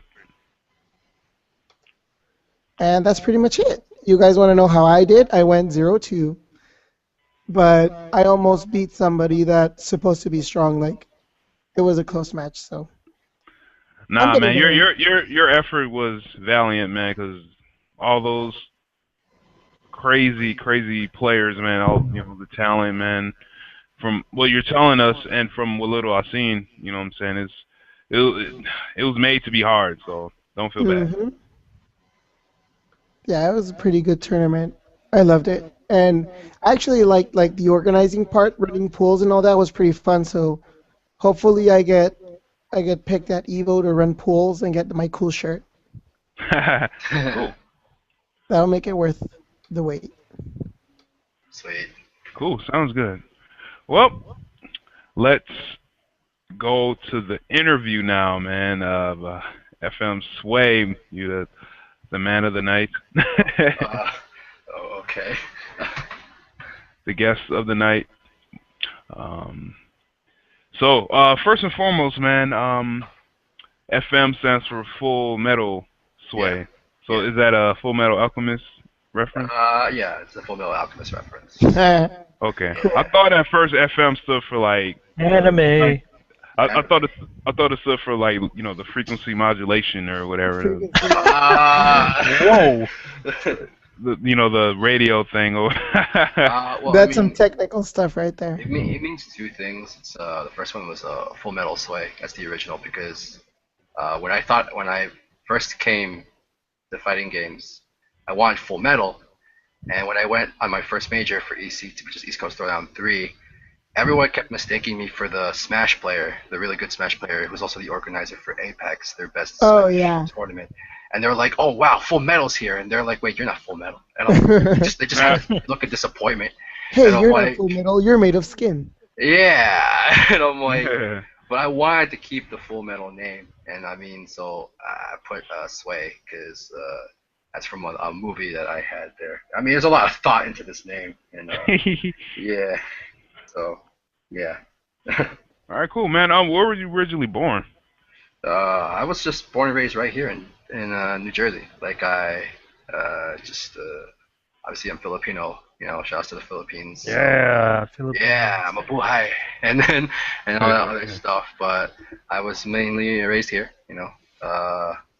Pretty much just I haven't really gone anywhere. I mean, I lived in Japan for a while, and then I came back here in 2008. Oh, nice. How long was you in Japan for? I was around there for about a year, and because I finished college there. Oh, I finished part of my college there too. So, Okay, and then I came back here, man. So, yeah, that's pretty much it. I just live here, Jersey. cool. Sounds good, man. How'd you get into fighting games? Uh, it's a bit of a long story. I mean, I've always been into fighting games. I just never really knew about it. I've known KOF my whole life, and I was young. It's either the Fatal Fury and the Genesis Oh, or Kid Furry 2 or 1? two. Yeah, the Yeah, Takara one. Yeah, yeah, yeah, definitely. that was mine Yeah. right there. I mean, I didn't know a single mo. I mean, I actually had like the motion list, and I'm like, what is this? What are these?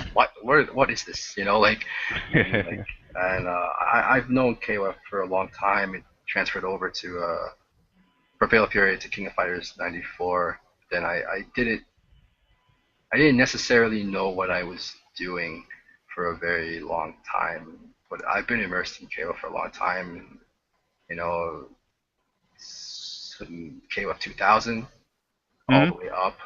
Um, but it was just mostly me playing arcade mode because my brothers were not into fighting games or anything of that sort, and nobody really knew what the heck. Nobody really liked fighting games around here. You know what I mean? Like, obviously I know my scene now, but like I didn't know. I didn't really know my fighting game community until 2011. So I'm not even an 09er. I came here 2011. So and that was around pretty much the death of Chinatown Fair. Right. And yeah, man, uh, I, I I was ass. I was ass at KOF for a long time. And I still think I am, but um, there's a lot of circumstances that came into me coming here into the community. Uh, it was weird. Like, uh, not really entirely sure how to tell the story for that one. It's pretty long. So, Hey, yo, we got all night, man. So go. Keep uh, going. All right. Well, No, we don't. um, Kidding, kidding. yeah. I actually don't. I have some duties to attend to, so I'll be leaving soon. All right. Okay, cool, man. We'll I'll, see you later then, Chris. all right, I'll Yeah. stick around and then just like spontaneously leave. Uh, Okay, cool. okay. All right. But yeah, Um. go ahead, Sway. Uh. All right. Well, only a few people know this really, because it's really personal. But um, I had a lot going on. I'll say it right here. First of all, the FGC, the fighting game community, it pretty much saved my life.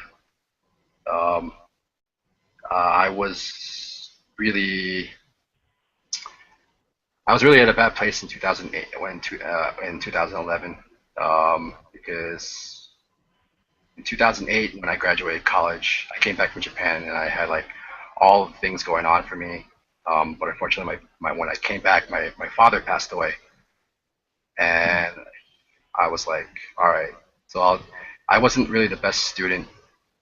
And I was like, I promised my dad before I graduated I was going to do everything I could to take care of my family, and so I turned it all around for one entire year, and uh, yeah, I turned it around for 1 year. Then I graduated with honors in college, and I thought that was 2009, and I thought, okay, I got a job in Japan. I'm gonna be set, and then yeah, it's not, I'll keep it short, but like um, literally after a month after I graduated, I was diagnosed with cancer, Hmm. and that pretty much destroyed everything for a long time. It was not good. It was pretty crappy, and I couldn't recover for the longest time. And all I really knew at that point, because my health wasn't getting any better. In 2011, that's when Vanilla Marble came out. So uh, I was already at my lowest point, and all I had was just me in my room. I was just like, because I couldn't go anywhere else. I was just stuck here for like how many in my house for many years. Like it was just all I had was pretty much YouTube, and it was always filled with KOF videos, especially KOF 11, because I was a big KOF 11 guy. And when yeah, everything it kept like everything kept popping up. It was just a bunch of fighting game things, and it was just it was and um yeah, um Hmm. how am I gonna say this? Like yeah, like after a while, I started watching this thing called the Excellent Adventures, which is the cross counter thing with Kutex and Mike Ross, and it was that's pretty much what pushed everything for me to be really to be interested in the fighting game community. Because the more I watched, the more I kind of got into fighting games, and that was in 2011, and I was like, I got nothing else to lose. You know what I mean? Like I've already lost a lot of things. Lost my Hmm. dad, lost my health. Like it didn't matter much to me. So I said, let me just enter a tournament, which was East Coast Throwdown 3, and I got blown up. Like, but I mean, uh, I got, but yeah, that's pretty much how I entered the FGC, man. Like to me, it became something of like not really of an addiction, but like it's really something that I got so immersed in because everybody treated me well. Everybody treated me well, minus a few bad eggs, bad apples here and there, but Hmm. everybody treated me well, man. And it was just like it was something that really brought me back. Like I really enjoy. That's why when people see me, on tournaments and everything, like I've got nothing but good things to say. You know what I mean? Like I treat everyone well. I treat everyone happy because there's a really deep amount of gratefulness I have for the fighting game community, especially the KOF community. Man, you guys have really welcomed me, and it really meant a lot. You know what I mean? Hmm. Um, so I mean that's pretty much it, man. Like that's how I entered the FGC, and I don't think that's gonna go away anytime soon, man. Like I really am happy that even now, like this interview, I'm honored to be here. Like, and I mean that honestly. Like all the things that have culminated in the past 2 3 years, you know, I was just some nobody guy, and then I started commentating and I started playing, and now I'm here in my first interview, and I'm hella nervous. I'm like, like, um, that's it, man. That's pretty much my story, like how I got into fighting games. Right. Yeah, Okay, man. Yeah, man. Thanks for sharing that because I never knew that. That particular detail. yeah, About your background and your health and stuff like that. So thanks a yeah, lot for sharing that. yeah, man. No problem. I mean, like, I mean, I'm pretty sure it was unnecessary to say, but I mean, like, I think, uh, for all the crap that's always been going on in terms of fighting games, so much fucking like, so much drama, so much bad news all the time. Yeah. People just, they forgot to enjoy. They forgot all the positive things, and like the only thing I want really by just telling you people the story is, just have fun with it, man. Like, just enjoy being here. There's no reason for you to, to have all this drama and whatever. Like, Hmm. like just have, just have a positive outlook. You know, that's all I ask. That's pretty much it. Yeah, a lot of players do forget about that. Yeah. Have Like, fun, man. exactly. Enjoy. Yeah. Uh, Yeah, I know what y'all mean. I mean, because like it's video games. We're supposed to be entertained. You know what I'm yeah. saying? Yeah. You Like you're we, sup- you're supposed to go into the fighting game community to forget that, to say, to say fuck all your problems. Like, you're just here to enjoy it. But no, we got more problems here. I'm like, why? Like, what the? yeah, Yeah. yeah. Well, I Uh, mean, it's to be expected with any kind of community, man. It like if you put a group of people together that have different kinds of personalities and been through different hardships and whatnot Yeah, and yeah, situations, of course, there's going to be some drama. yeah, yeah. That's the sad part. But hey, it's video games, guys. Just remember yeah. that. It's video games. It could be a lot worse, but it's not. Yeah, thank God. Yeah, for sure. But anyways, man, all right, so before KOF 13 dropped, man, and you've probably seen a couple videos and stuff on YouTube. Like, what did you think of the game before it came out? Were you hyped for it? Were you very interested in it? Did you not really care for it? For KOF 13, Yes. my expectations were low because of the nightmare match that was KOF 12. Uh, yo, I KOF 12 was like a constant like theme on this show, Yeah. dude. I will tell you a story because I was in Japan in 2008, and I think it's when KOF 12 was going to drop. I traveled 3 hours on a Shinkansen to Tokyo to find a copy of KOF 12, and I couldn't find one, but I found the arcade there. And when I played it, this is coming from a guy who played the old other games. I was so mad, like Mm. that. Like, it was just like there's no. I mean, like, I tried to be positive about it, right? I was like, don't worry, when I come back to America, no, when I come back to America, people's gonna love it, everything. And then, when I finally came back, no one played it. Like, the few people, who actually played with me, they didn't play it. And then when I came into the community here in 2011, I was like, how's KOF 12? And then I found out that KOF 12 is just another name for Chinatown Fair's coat hanger. Oh yeah, I heard about that. Yeah, uh, and it was so bad, man. It was just like it was so disappointing, and I dropped a lot of money because no one really played it in my dormitory, and I was just like, yo, let's play, and I couldn't even enjoy it. And so when 13 was coming out, I just, and it was the same graphics, right? Like, they didn't really update any of the sprites. I mean, the sprites are gorgeous, right? But that's like the only redeeming quality for 12 from my perspective. And so when 13 came out, same sprites, I'm like, oh, here we go again. And it just turned out to be really godlike. And because I'm a K-Dash player, and the fact that K-Dash was godlike, I was like, this is the best game ever. So it was good. I was able to watch an SBO, and it was, yeah, my expectations were not good. But as the game grew, I grew up with it. I started going with it, and it became what it is now. It's really hype all the time. You know. Yeah. Right. Okay. So first day, did you buy it when the game dropped? Yeah. I I'm, I bought it day one.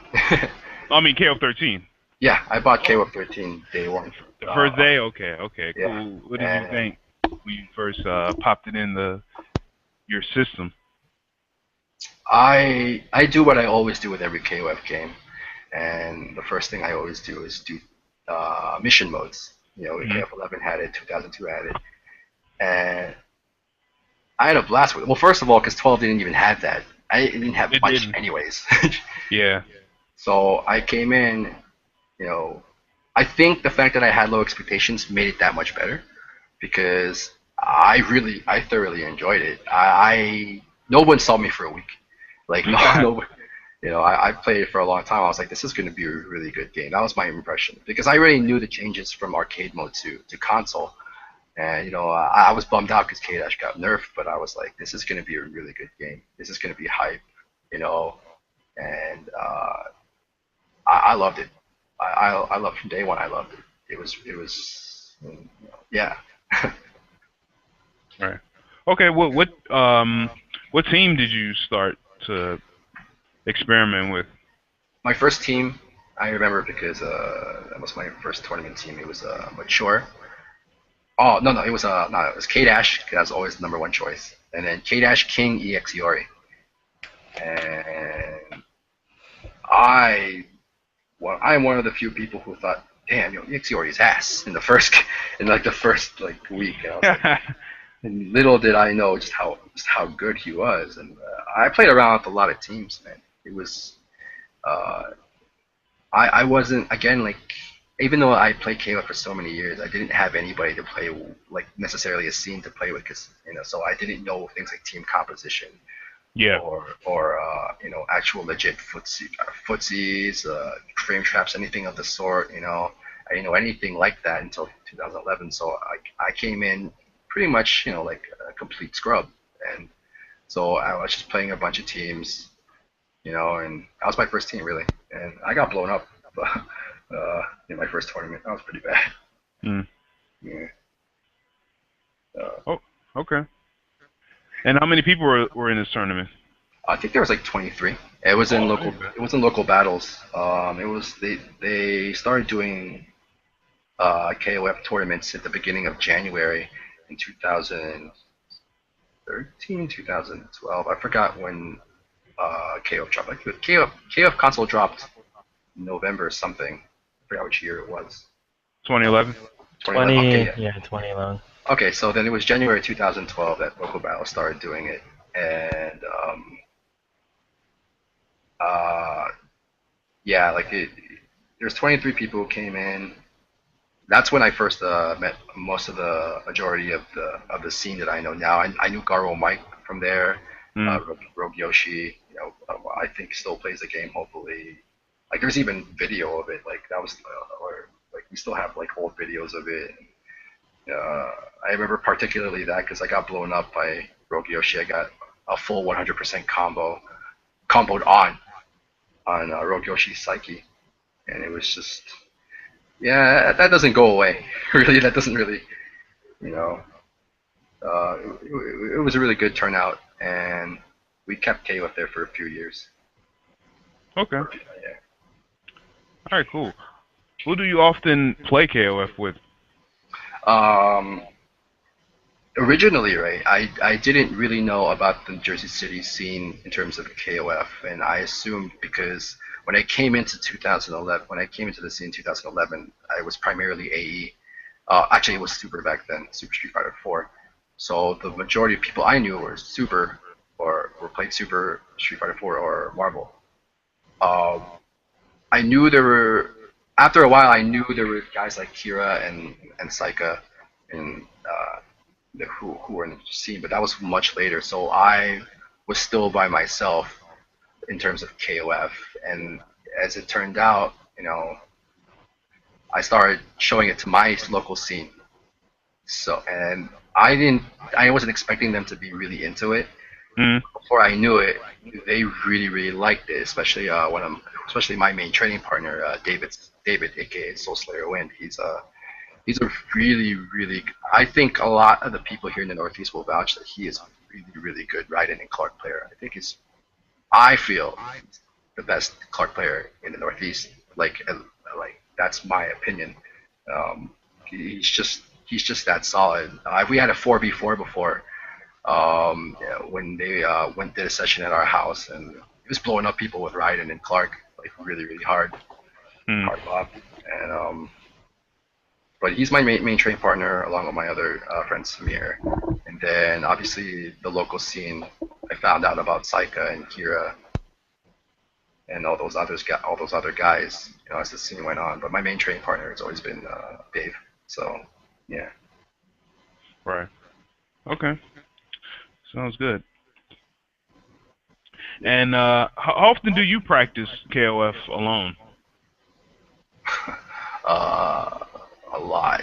Um, right now I can't because I have a hand injury, but uh, my training has changed every month because like I found that a lot of the things that I was doing was really wrong, was always wrong, like Hmm.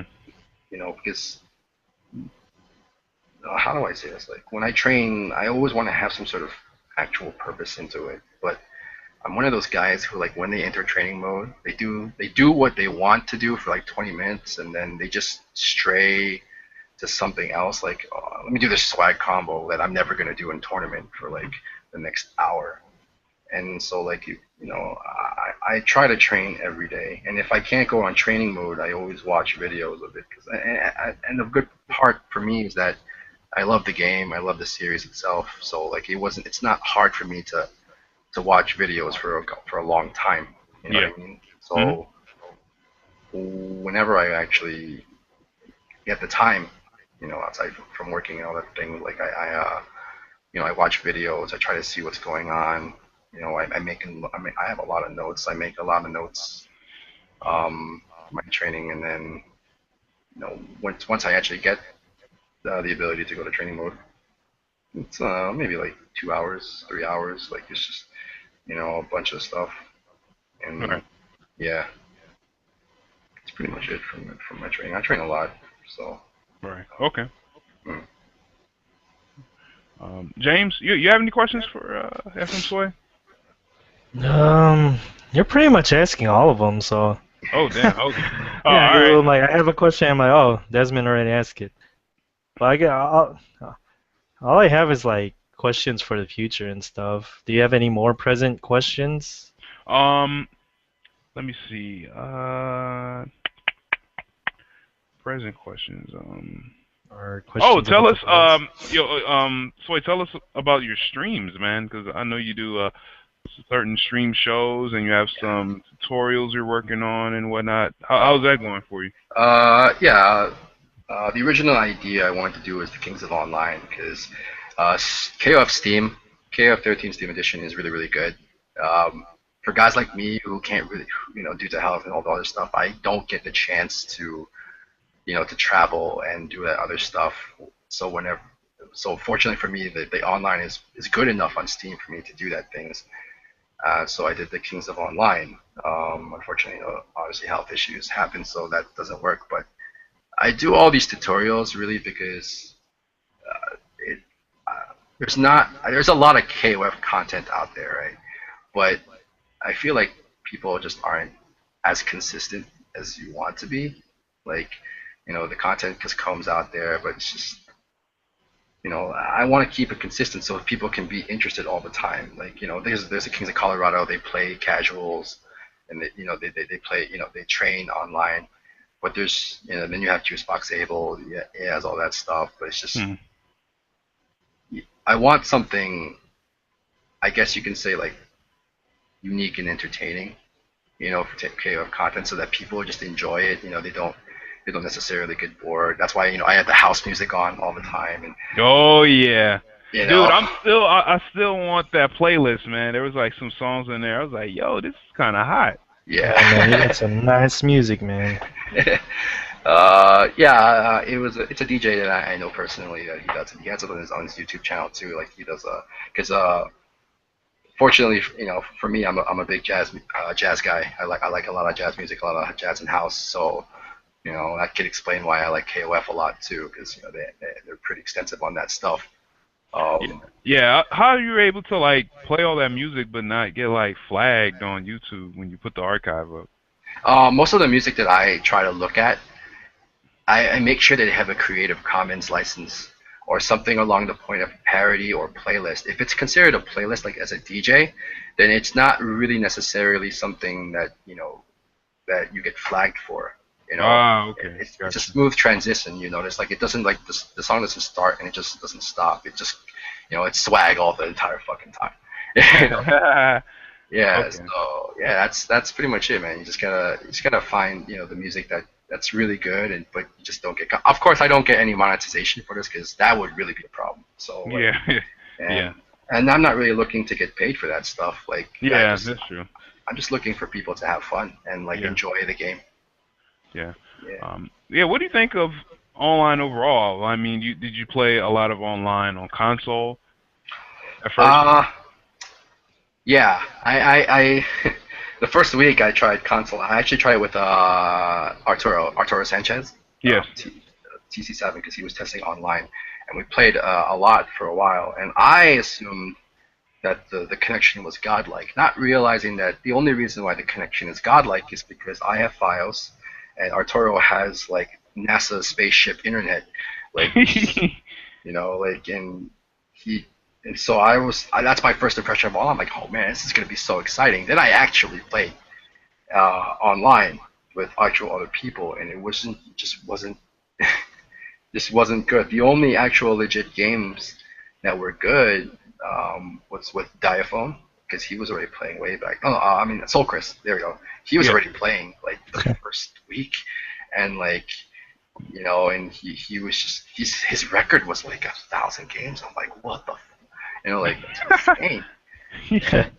And then the other good connection was one of your people, DC Jenny Cage, Mm. and shouts to her. She actually helped me out with a lot of stuff way back then. I highly doubt she remembers who I am, but like that's pretty much what got me into like really wanting to know what the game is, because yeah, that. But the connection it was buns, man. It was just so bad on console. Yeah.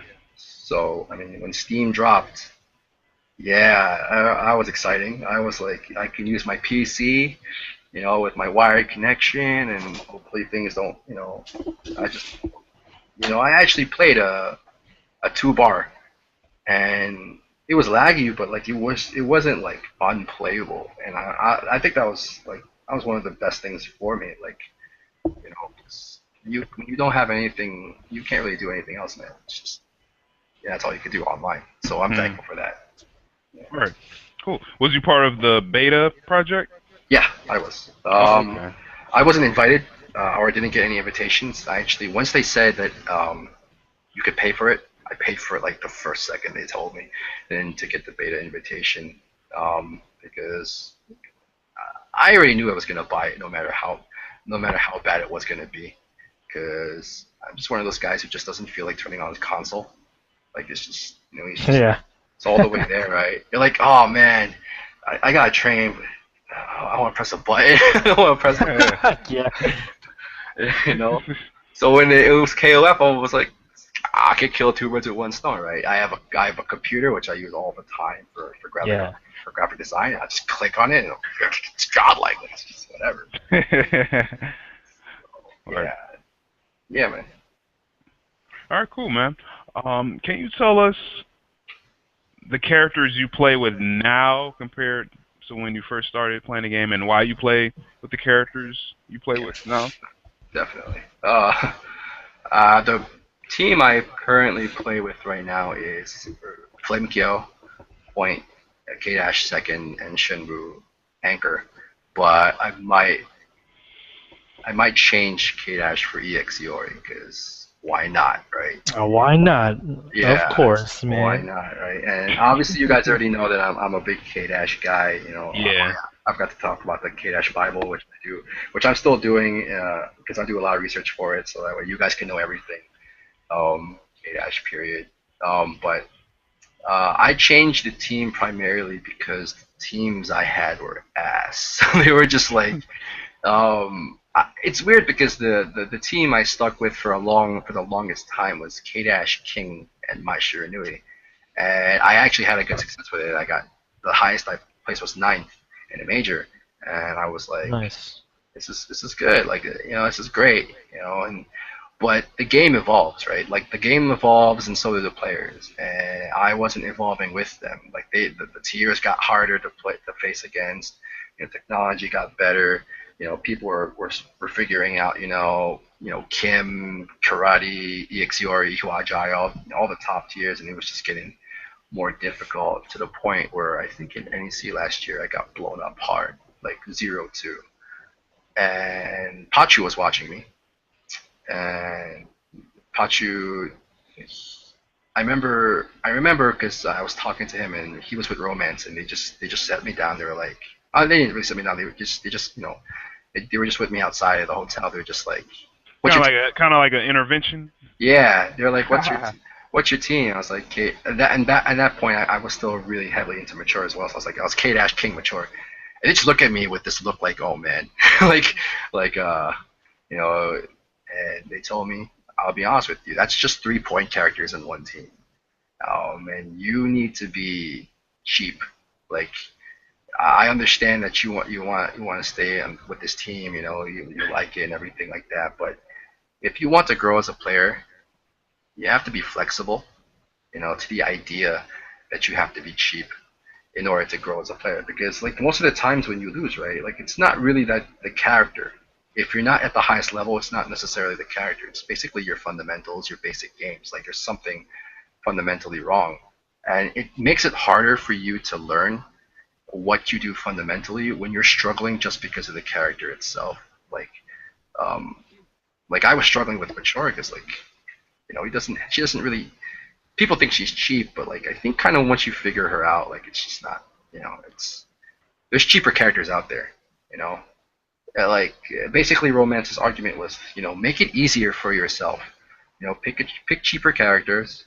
So that way you can learn the game easier. Learn your mistakes, your fundamentals. And it doesn't become a burden for you because obviously with K Dash, Mature, and King, your HD combos don't do anything. Like they don't have the damage output.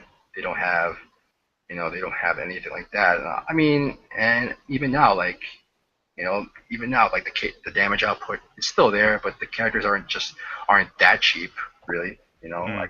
I could go higher, which I am with EXIORI.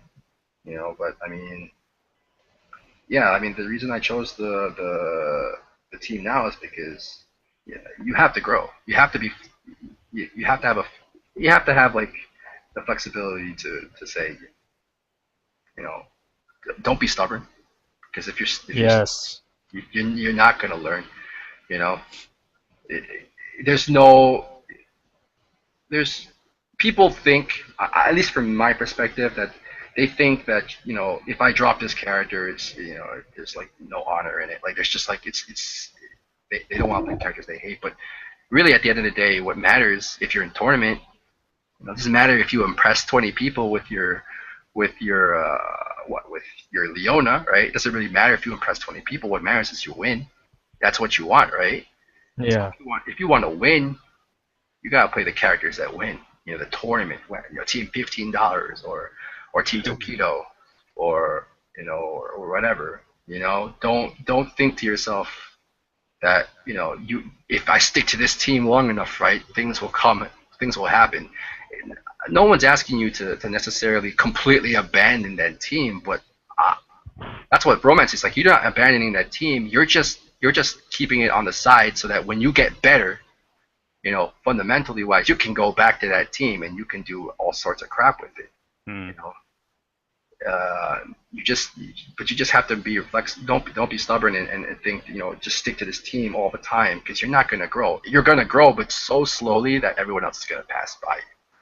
And it's so here I go. EXIORI, maybe Kim next. Yeah, whew, it's you know, I mean, uh, yeah, dude. Like, you just gotta.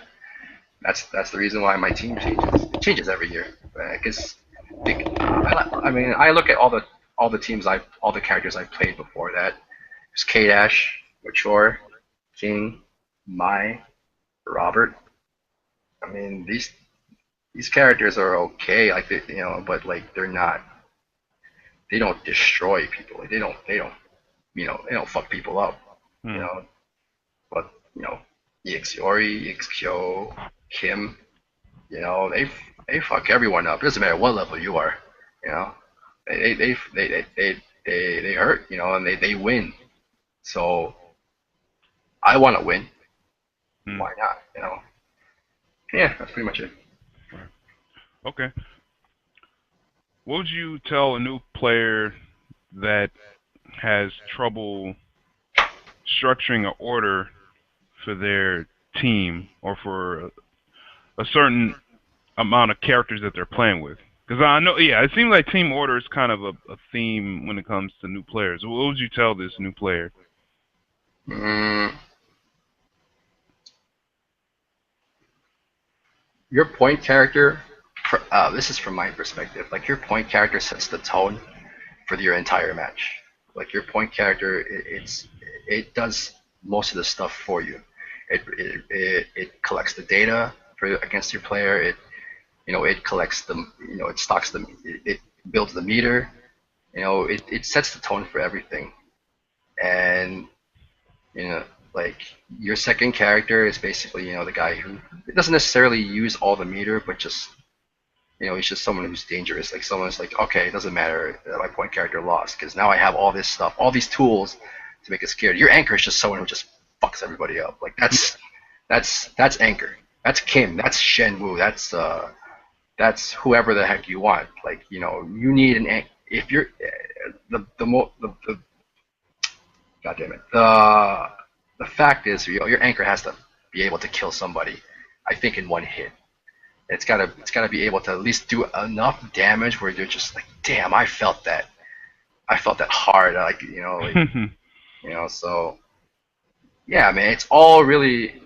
I mean, I used to think that you can just put whoever, but like, if you're trying not to struggle, man, like you have to really know your team composition. You have to know like is this team really going to help me out? Is this team really going to clutch it out in tight situations? It's going to do like is it just gonna, bail me out? Is it gonna give me confidence?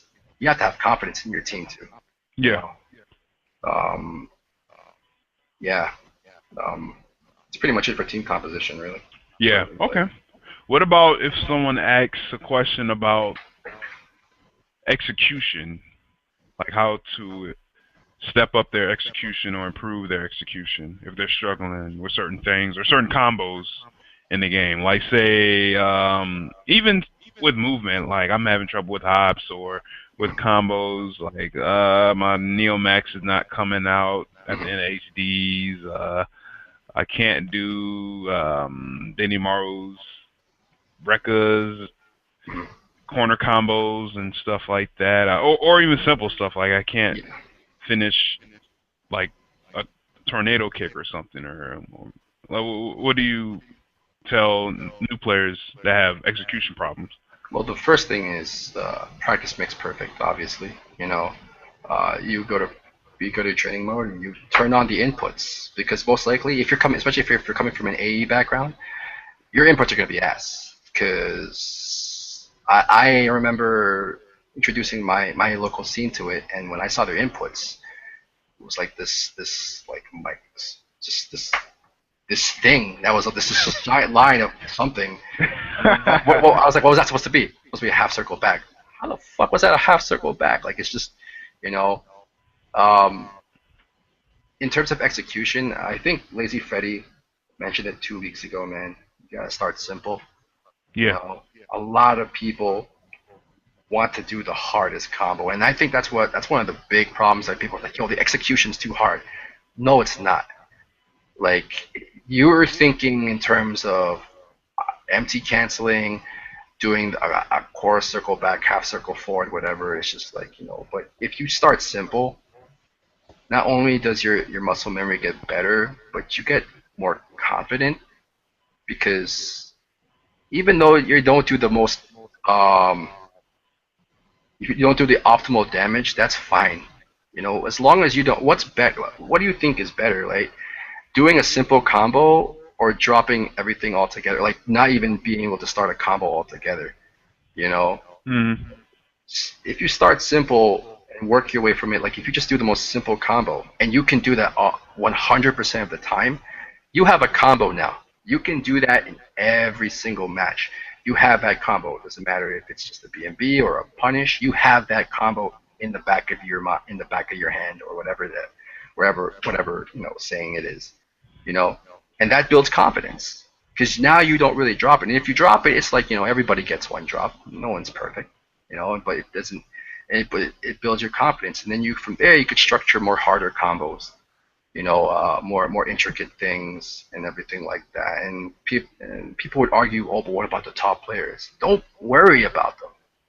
Like, don't worry that the top players can do an empty cancel. Don't worry about any of that stuff. Worry about yourself. Yeah. Don't focus that Violent Kane can do this thing. I mean, Violent Kane is just that guy practices every day, right? Like he's just, he does it all the time. But I forgot who it was. There was a regular kill player, and all he does is one combo in Mexico. Just one combo, and he wins so many times. I forgot what it was. I don't know if it's Kusanagi or Zero Black. I forgot which one it was, but like, he just does one combo, but he wins with it because he doesn't drop it. If you want to practice your execution, you have to start simple. Have a building block. That's one of your foundations. That's one of your your fundamentals. It's like a layup. Yeah. Try to think of your gameplay as a building, like as a big structure building. If your fundamentals and your basics are ass, it's like trying to build your building with the weakest fucking foundation possible. Obviously, it's gonna crumble when you're getting fucking plastered by an opponent, right?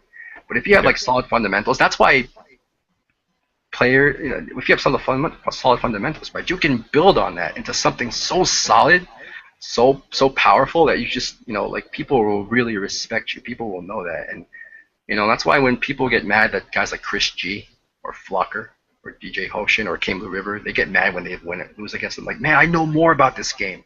I know, they're not even real KO players. That doesn't really matter, really, does it? Because at the end of the day, why did you really lose? Yeah, you have more knowledge than him, but if your fundamentals are ass, then you're not gonna win against anybody who's a top fighting game player. And so like, I mean, you just have to structure yourself, know how to build yourself. And it really starts with the most simple things. Simple bread and butter combo. If they have trouble with like, obviously the Iaido kick into the the Rekka for Benimaru, practice. There's a shortcut you can do: core circle forward, up forward, I think, and just do the button twice, and I think it comes out. Right? Start with that. But you really have to practice the combo on both sides, by the way. Please, yeah, you have to. And some people are weak on one side, and like that's nobody else's fault but you.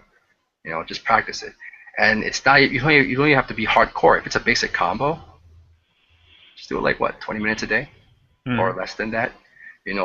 Just do it, repeat it, repetition, man, repetition, and then it becomes muscle memory, and then that's it. So if your execution is hard, first of all, don't be too hard on yourself. Like, that's the other thing. Don't be too hard on yourself, because once you start getting really hard on yourself on the execution part, it's gonna really show when you're in the tournament. Oh yeah. Like, if you're bad at a Neomax, at doing a Neomax ender, and it's consistent, and you go in a tournament, it's going to be in your head every time you start the HD combo. It's going to be the first thing in your head. And obviously, when you start thinking about it, it just gets fucking worse. Like, don't be too hard on yourself. Just start with the simple thing. If you can't do your HD combo like all the way, if you can't do it, if you feel like you can't do the execution, play it simple. Yeah, some EXORI players, they do what? They do 5C, 5C 6A until HD cancel Fireball Super Neomax. Oh, the Louis Cha. Yeah, the Louis Cha, and that does mad damage. And you don't have to think, man. That's brainless damage, and like it's just it helps because it's better than dropping your combo midway, and it's all a mental game. I think that's one of the things that I really like focusing on. Like if I were to describe myself, man, the mental game, because the mental game is really what I think could set you apart as a tournament player versus other people. Because people get so flustered, when they drop a combo, like fuck, I dropped this or I did that. Like, it's all a mental thing, man. If you can just do a basic combo, man, you don't have to worry. That's one thing you don't have to worry about anymore. Mm. Like you don't have to worry like, oh, I'm gonna drop this combo. It doesn't really matter because you do that shit all the time. That's a confidence issue. If you drop if your execution is ass in your tournament, that's a confidence issue. That's not you really like being necessarily ass. You're just not confident in the combo enough to execute. Mm. Really, Mm. you know. Because like I just said, like you drop your Neomax, you're probably thinking of it while you're doing it. You're probably like, oh man, I hope I don't drop it. Instead of like, yo, here it is, eat it, eat it. Like you know. So that's pretty much it. It's really a mental issue, like when it comes to execution, repetition. It doesn't even have to be that long. You don't have to slave yourself in training mode all the freaking time. Just just rinse, repeat. Relax, and then do it another day, and then you're gonna find right that when the next time you play, man, like you have a backup plan. If your most intricate combo isn't gonna work, you still have the basic combos, and it still does damage. Mm. It might not kill. And here's the fun part. Like here's the even better part. You have a basic combo, right? And it doesn't kill. So now you have to figure out a way to do the basic combo again, and that actually helps your neutral game, your fundamentals, your pressure, and all of it. Because now it helps you figure out how to add more pressure to your game, because you can't kill necessarily. Eventually you're gonna be able to build your execution to the point where you will kill 100%, and that is gonna make you insanely dangerous because now you have a neutral game, now you have proper pressure, now you have confidence. There's nothing that can stop you, and you just fucking run over everybody. You know? Right. Yeah, yeah, that's pretty much it, man. Cool, man. Oh, one thing that I've known you for is for your commentary. How'd you get started doing commentary for KOF? Uh, I actually started off in commentary. Well, most everything starts on local battles, so I want to give shout outs to local battles. That's how I knew Chris G and everybody there personally. Like, he's my boy, and like so shout outs to the local battles family, guys. I miss you because they don't do really fighting games anymore. But everything really started in local battles, and I originally did commentary for uh, for Cross Tekken, and the only reason why I got commentary there was because no one wanted to do it because it's Cross Tekken, and so I did it there. Then I did it for Soul Calibur 5 with Jaxel, and I don't know why, but like I kept doing it because it was just really fun. Hmm? You know? And it was just like you do it more and more and more. And then Dynasty, shouts to Nick, he was telling me, hey man, you're getting way better in commentary.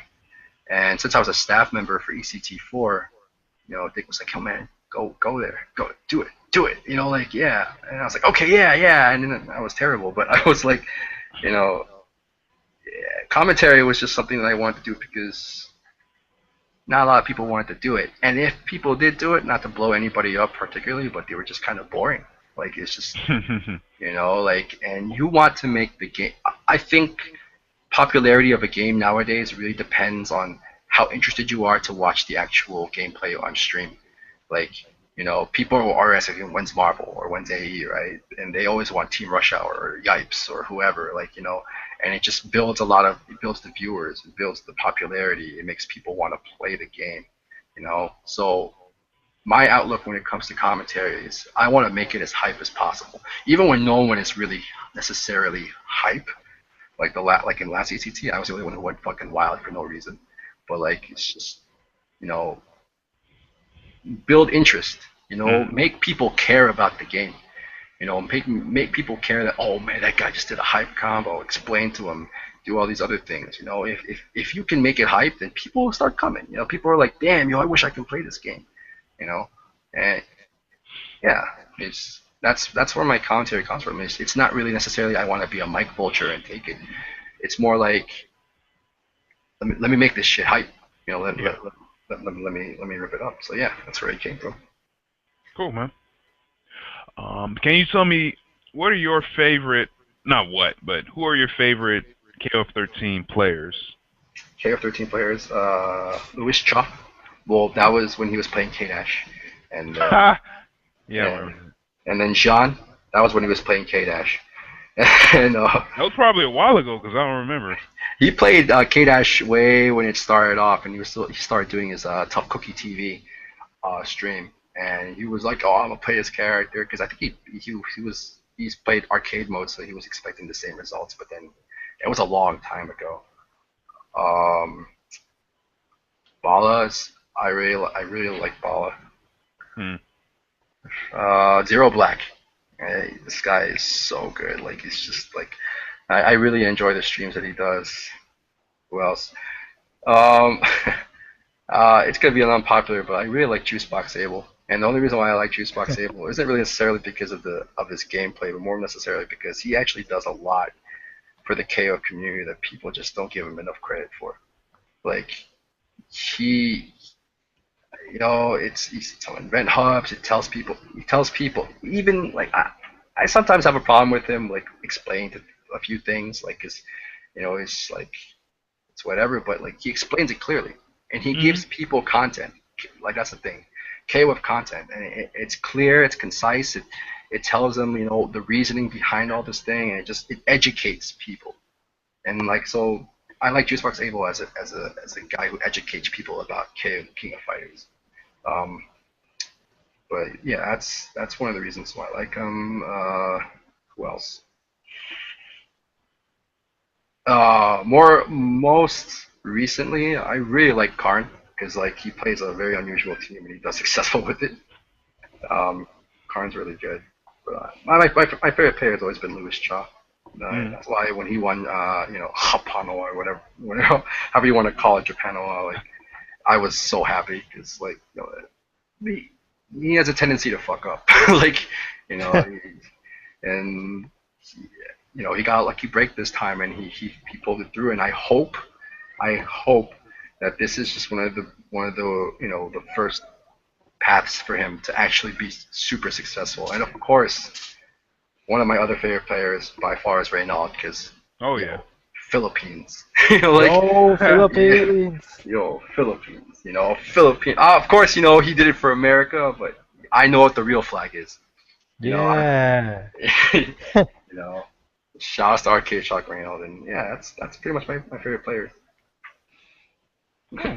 Sounds good, man. So you plan on going to any tournaments this summer? Uh, I Outside the East Coast? outside the East Coast. Yeah. Ooh. I was planning to go with Evo because I know Shadow 780 and Garo Mike are going, but that's probably not in the cards for me. Most West Coast things, believe me, man. If I go, I don't even care about commentary, man. I just want to drink with everybody and have fun and Nice. yeah, just enjoy and learn as much as possible. Ask questions. That's another thing I should give it. But I should tell newer players, man. Ask questions, man. There's no harm in asking questions. Some people will be like, whatever, but who cares, man? Ask questions. You learn from consistently, trying to better yourself through other things.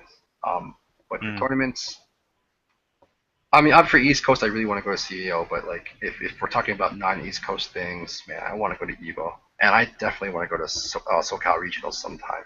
Like, because yeah, man, most of the West Coast tournaments, I just want to go to, and I really wanted to go to IGT in the Cafe ID tournament. Mm. Um, but that's Korea, like, you know, and then definitely Mexican tournament. I want to go to every KOF tournament, man. Like, let's just be real here.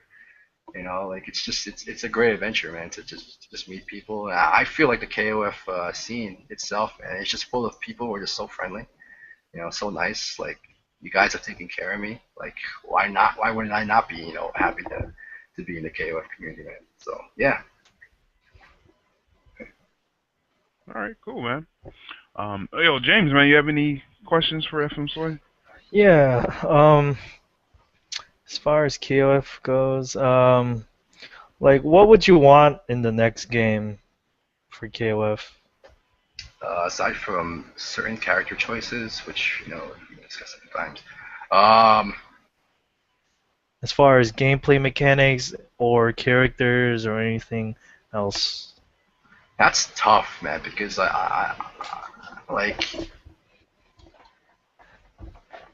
this one was like this certain KOF was the one that they got really right because it brought it was it's modern yet it also brought the hype and it just got everyone interested. It's a really complete game in my honest opinion compared to the past few years because you know how SNK is SNK Playmore is they always play around with different things every arc Mm-hmm. every new story. Obviously the 3-on-3 format with EX and mode, whatever, was Orochi, and then they did for the entire Nest saga. They did tag. They did the tags and assists or strikers and whatever. Yeah.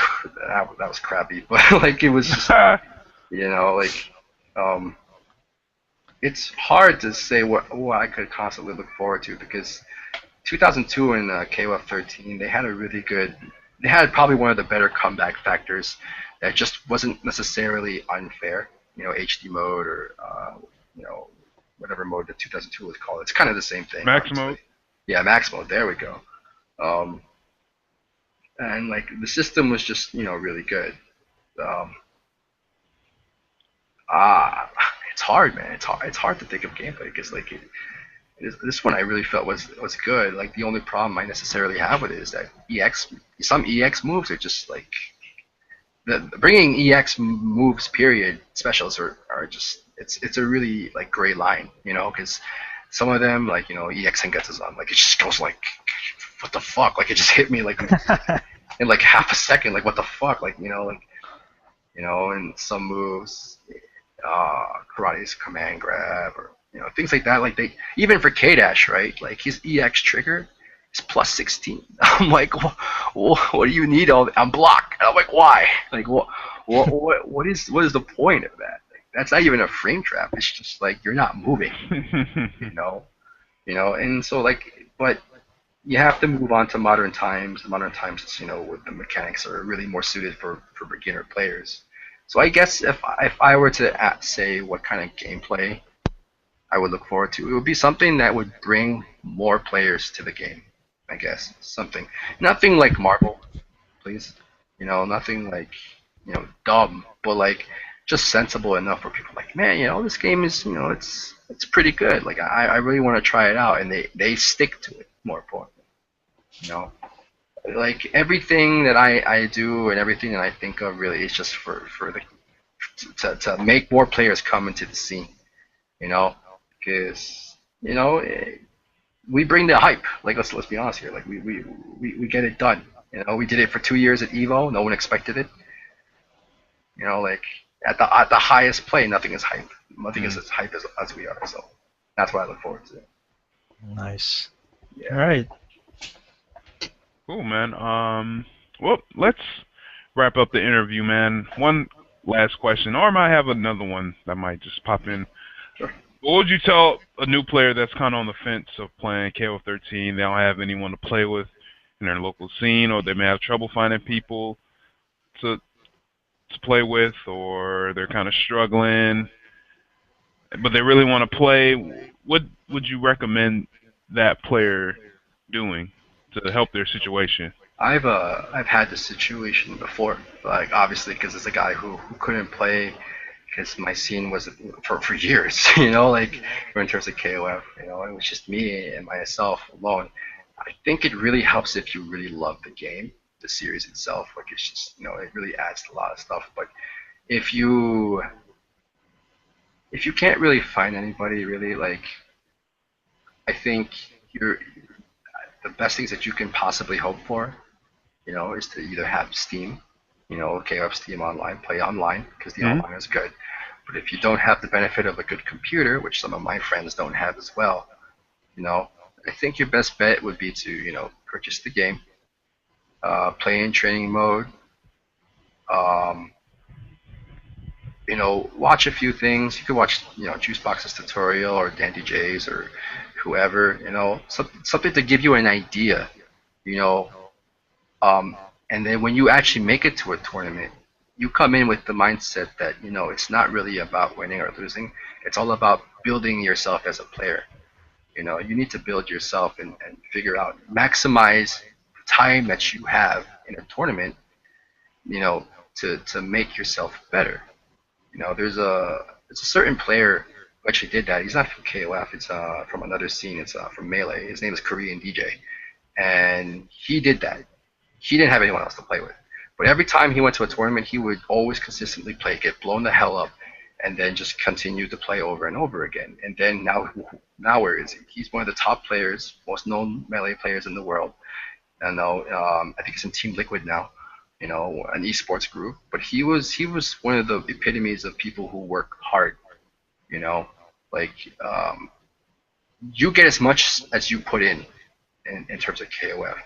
So if you know just think simple, I guess. First of all, you know, just do what you can with training mode by watching your streams, by researching and all that other stuff, man. And again, it really helps if you really like the game.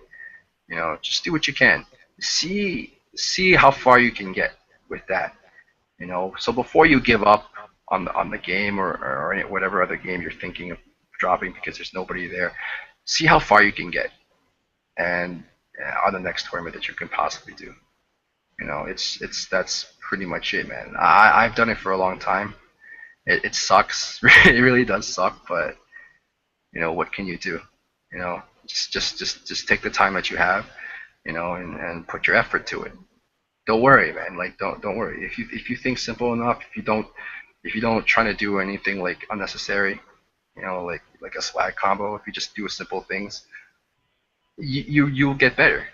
You'll always get better. There's always many ways to improve yourself. Like just don't give up. Don't worry. All right. Cool, man. James, you have a last question for FM Sway? Uh, nah, I'm good right now. Okay. All right, cool. All right. Well, thanks a lot, FM Sway, for this interview, man. Yeah, no problem, man. It's my pleasure. Yeah. Thanks for sharing all the good information, man. Regarding the game and a lot of the more personal, intimate details about your life. So, man, thanks a lot. Yeah, no problem. All right, cool, Um, man. uh, Again, like this isn't really to just advertise myself, man. I want to make that clear. Like this is primarily meant to show you guys a positive outlook into this community. Like I don't want people to think negatively about like this about the scene or anything like that. Like, because I'm not about that.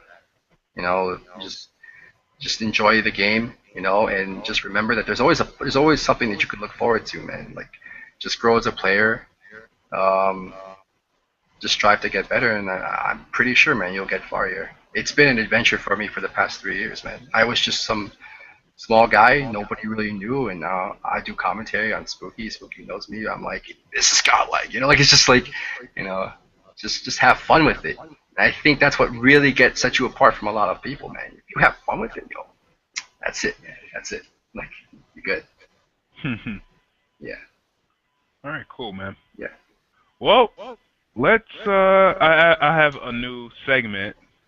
It's called um, the Dream Council forums live Q&A section. I don't know what to call it in a shorter form, but what we're going to do is I'm going to go through the forums and find some of the last posts of some gameplay questions, and then you guys could answer them, regardless if they've already been answered in the thread by someone, if someone posted, a reply.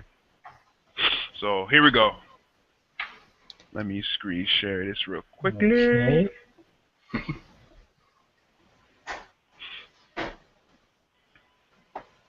All right, cool. Here's one question by Gravel Need. Can anyone link me to some high-level Billy matches? I feel like my pressure game is very lacking, and I would like to see how better players use him. Who do y'all recommend? TC Yoshi, Hmm. Yeah, back when he played Billy. I don't know if he still plays Billy, but I don't think yeah, so. back when he played Billy, it was pretty freaking annoying to watch. Uh, Okay. I guess Alfonso, but he hasn't played Billy recently. Yeah, he hasn't. Who else? At least here in the Northeast, you could watch Liston. Um, he plays Billy as well. You know, thinks of a lot of tech for him. He has a good mind too for the game and just fighting games in general. Hmm.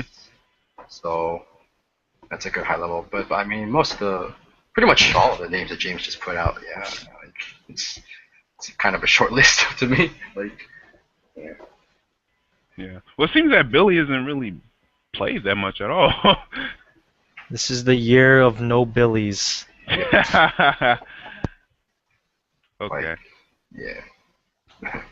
Yeah, I'll link to this player Malik, Oh yeah. and Shasta would. I linked the video of him playing in an exhibition from the KO13 Battle Royale. Oh, he played Billy? Huh. Yeah. Yeah. Yep. Hmm. He did some pretty cool combos. I mean, him and Liston, you know, they practice a lot together, so I'm not surprised if he plays Billy. I think right now he's starting to play Psyche too.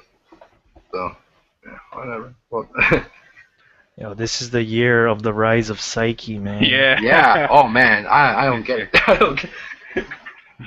He had 3 Psyches in UFGT. Yeah, that was dope. That's too many Psyches. Oh man. You have Clark too, man. Lots of Clarks. Oh my god, we had 3, 4 Clarks at UFGT. Wow. And of course, since Pittsburgh was there, you know, you have the world of Raiden, because like that's like literally. Yo, oh my god, we had 3 Raidens at UFGT too. Oh, Oh man. Interesting tournament this weekend, man. Yeah, I fun. agree. I liked watching you guys. It was really good, man. 81 people, damn, that's godlike. Hell yeah, the most this year. Yeah, Yeah. you're right. You're right. Yo, real talk though, we could have had like 90 players, but you know, some people couldn't come, so Yeah. that would have been amazing too. Mhm. All right. Here's another question. Posted by Madarius. Oh no, I'm saying that wrong. It's all good. So I've been practicing every day trying to get combos down, and I'm wondering if someone has tips on how to have better execution because I am frequently not able to finish off a combo because I believe I'm not doing something right. Hmm. James? Turn your inputs on if they're not on already, and if you're not finishing it right, must be a hard combo then. It must be a hard combo. Yeah, he must be doing a 5-bar HD or something, Yeah, man. or something. So it's like, if you've seen the combo before and you're finishing it wrong, and then you see like other players do it consistently, then yeah, I guess you just gotta keep practicing until you get a timing right. Yeah. You know, if you want, like what I like to do with combos back when I practice a lot is break it down into different sections. Hmm? Like you have the beginning and then the middle and then the end. It doesn't have to be necessarily 3 sections. You can break it down to 4 parts or even 2 parts. But yeah, break it down into sections and then eventually put them together. And yeah, that's how you, well, at least for me, how I complete combos.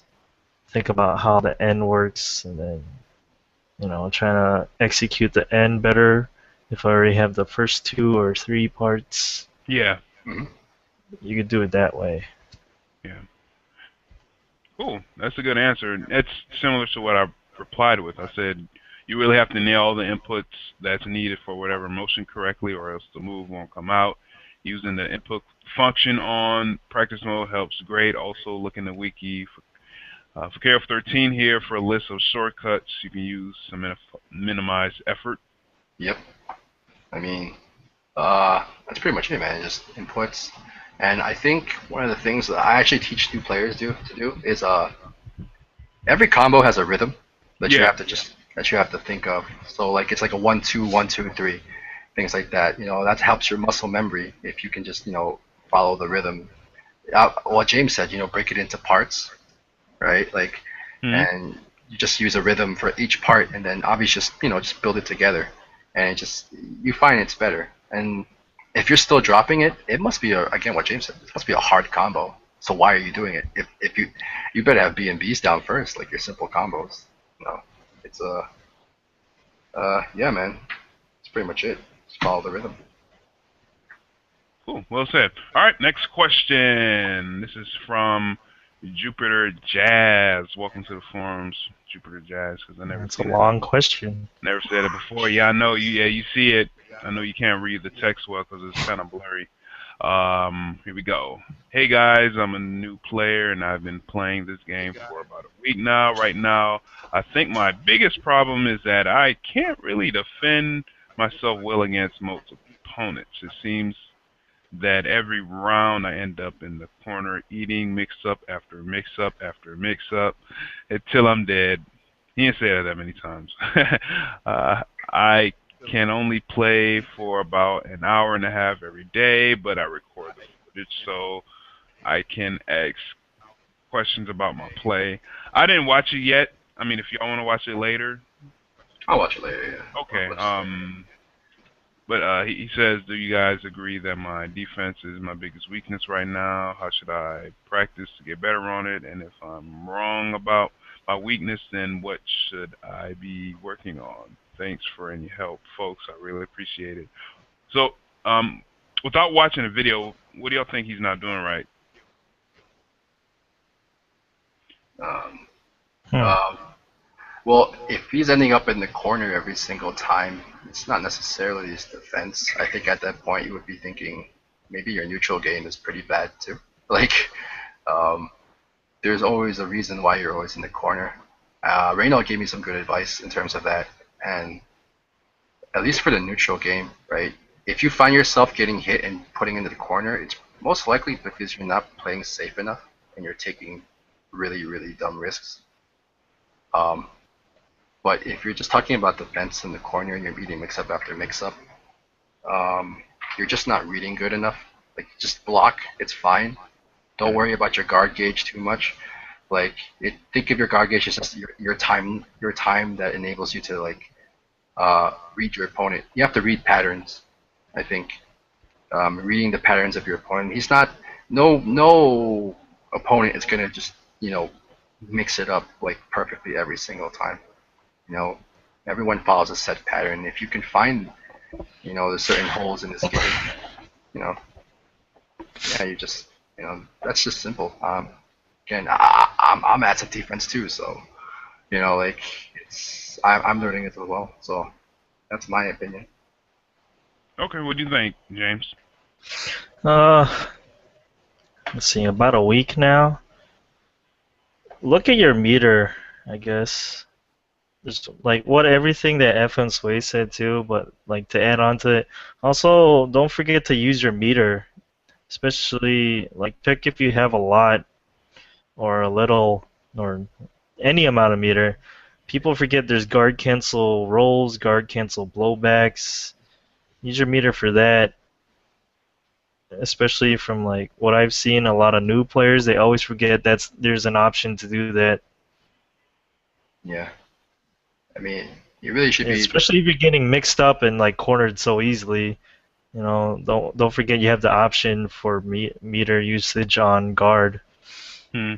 Give yourself a chance to breathe, I guess. Yeah. I mean, and like you really should be confident in terms of defense, man. Like, cause you gain a lot of meter for defending. You know what I mean? Like, Yeah. It, so you get rewarded pretty much in this game. I think more than most games that for blocking correctly, you can allow a meter. So you have options. You just have to know what they are. Right. And obviously everyone has a universal option: guard cancel roll or guard cancel, blowback. Okay. Cool. All right. I guess that's it. That's all we have for now for the forum questions and advice. Hopefully, we'll get more. So right now, y'all ready for the normal of the night? Oh man, let's do this. All right, I got it right here, and yeah, this is for FM Sway. Uh-oh. Uh-oh. It's probably K-Dash. Hell yes. Oh, Oh my god, it's the best normal that's ever. such a good normal, but like it's just man. I feel like it's underutilized. Yeah, I agree. It actually beats the crap out of Clark, specifically. Like grapplers specifically, they do so bad against it, man. Like if they have armor, How come? because it hits low and it pokes pretty like far, comes out fast. I think it's 4 frame, 5 I mean, frames. but I mean, does it hit? I think it hits mid, but it just looks low. No, I think it hits. Yeah, it does hit low. If I recall, because like Are you sure? yeah, I think so. I don't know. I don't remember, but I used it as a poke. Yeah. Well, I mean, even if it doesn't hit low, it's still a really good frame trap. Like, Yeah. if you hit it far enough, you actually wind up at the maximum range of your trigger, and they cannot hop after that. It is really, really good. I'm not entirely sure the hitbox is. It's actually just pretty good, I think. Right. Yeah. Okay. So where should it go? What do you think? What do you think? It's pretty much the foot. Mm. This? Yeah. Yeah, sounds about right. Okay. Actually extends a little bit closer to his knee too, like because you can hit it really meaty, but just a little bit only, and Really? yeah, just a little bit, like Like the there? little, not all the way to the knee, like it's just yeah, pretty much there. Oh, but that's too far, but like Ah, that would be dope. That would be a that would like be too much. yeah, that would be crazy, dude. That Yeah, would be like crazy, crazy good if it was that and far. a really good thing to learn about this normal, right, is if you're in HD mode, and for some odd reason, God forbid, you drop your HD combo, right? This move can now be officially special canceled into in HD mode, and that is an exceptional tool for K-Dash because, oh man, you can't get out of it actually. Like it's really really tough. So he now has a very fast far poke into trigger. That's on HD mode only, but please don't drop your HD combo, please. So, yeah. Yeah, I refreshed my memory. Yeah, it doesn't hit low. It's a mid. It just looks Oh, low. okay, all right, yeah, it's Yeah. still good. It's still pretty damn good. Oh yeah. It's I a mean, but for mid people, that feels like a low. yeah, yeah. It's like nah, I was gonna say Kim's close C. Man, How man. how it looks like a low, but it's like not. And if it See, was a low, goodness gracious. yep, pretty It'll good. be like King. Oh Oh man, my god. Jesus. Yeah. Oh, or Rio's Oh yeah, he Stanby. does hit low too. Yeah. Yeah, that one. It's a mid, but looks slow. Also, Yeah. EX kills. I think EX kills. Like, does he hit low too? EX Kyo Stand B is a low. Yeah, it's a low. And cancelable. It's a, God. Yeah, that's ridiculous. I ain't gonna lie. Fuck that character. I'm sorry. Actually, both Kios is low. Stand B. Yep, that's Oh yeah, right. you're right. You're right. That's correct. Okay. Yeah. Well, why don't we wrap things up and give some shout outs? FM Sway, you got shout outs, man? Mm, Shouts to KOF. Uh, Dream Cancel. I really appreciate you guys interviewing me. I'm grateful. Um, Shout out to everyone who watches this. Um, I just want to remember everyone to remember that pretty much most of the times when you fuck up, it's just a mental thing, man. You know, don't don't worry too much and just get good. So yeah. Okay. James Jr., you got shout outs? Shout outs to Midwest KOF, Minnesota, Ohio, Kansas Canada. City, Omaha, Chicago, Indiana, Iowa. Yeah, I don't know who else. But yeah, shouts to those guys. Shout outs to Ignite Gaming Lounge. Shout outs to you guys at Dream Cancel. Always doing these shows, always putting up these We Love KOF articles, always original content basically. And shouts to moms and families, man. Yeah. All right, I can dig that. That's cool. Oh, one more thing. Hmm. I want to give a shout out to my local community and thank you guys for always helping me out. And also uh, for the K Bible, I'm doing that. I'm still doing the K Bible Part 2. It will be coming soon.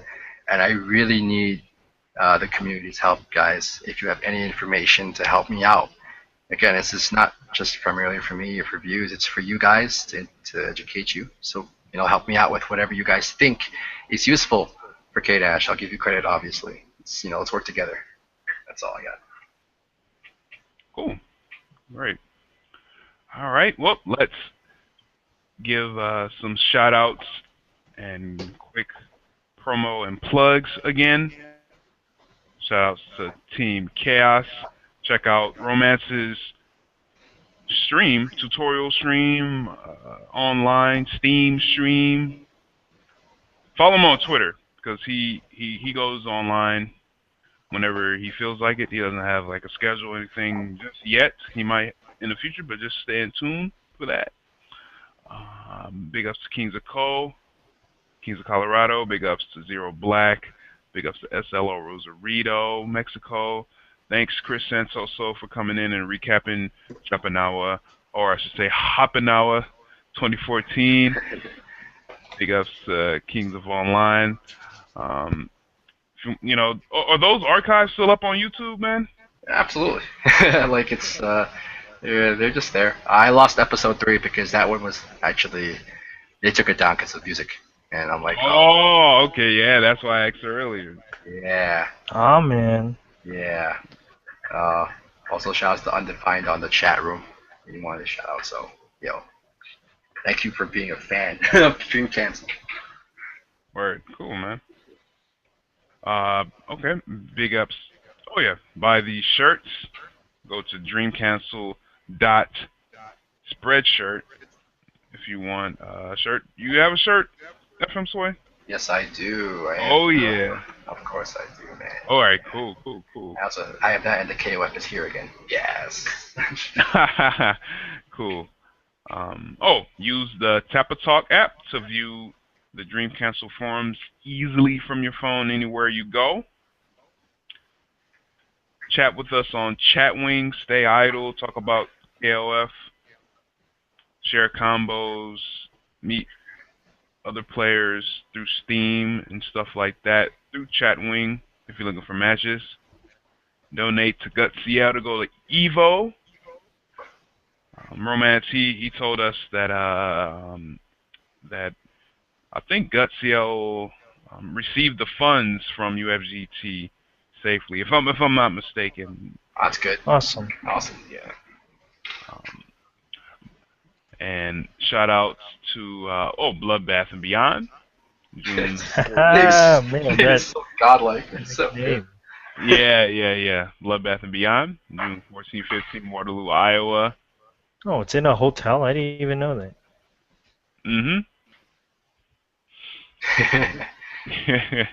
And shout outs to the Kings of Co for the Hyper Battle. I look forward to that. Yeah, it should be good. I can't wait either, man. I think that will be a very, very good tournament. Definitely. Yep, and shout outs to CEO Gaming, 2014, and this one is um, they have Teespring as a sponsor, and Yeah. they shipped out shirts I think a few weeks ago. So big ups to them. And also, oh yeah, Evo in July. Oh man, I'm going as I said before. The big one. The Yeah, big the one. very very big one. Oh, my fault. Made a mistake. Romance said earlier he just wanted to thank everyone in Chicago for the donations. Okay, so I mean, I guess he probably Sweet. got them or whatever. I'm just judging, but That's good. all right, cool. And yeah, that's about it for the Dream Castle podcast this week.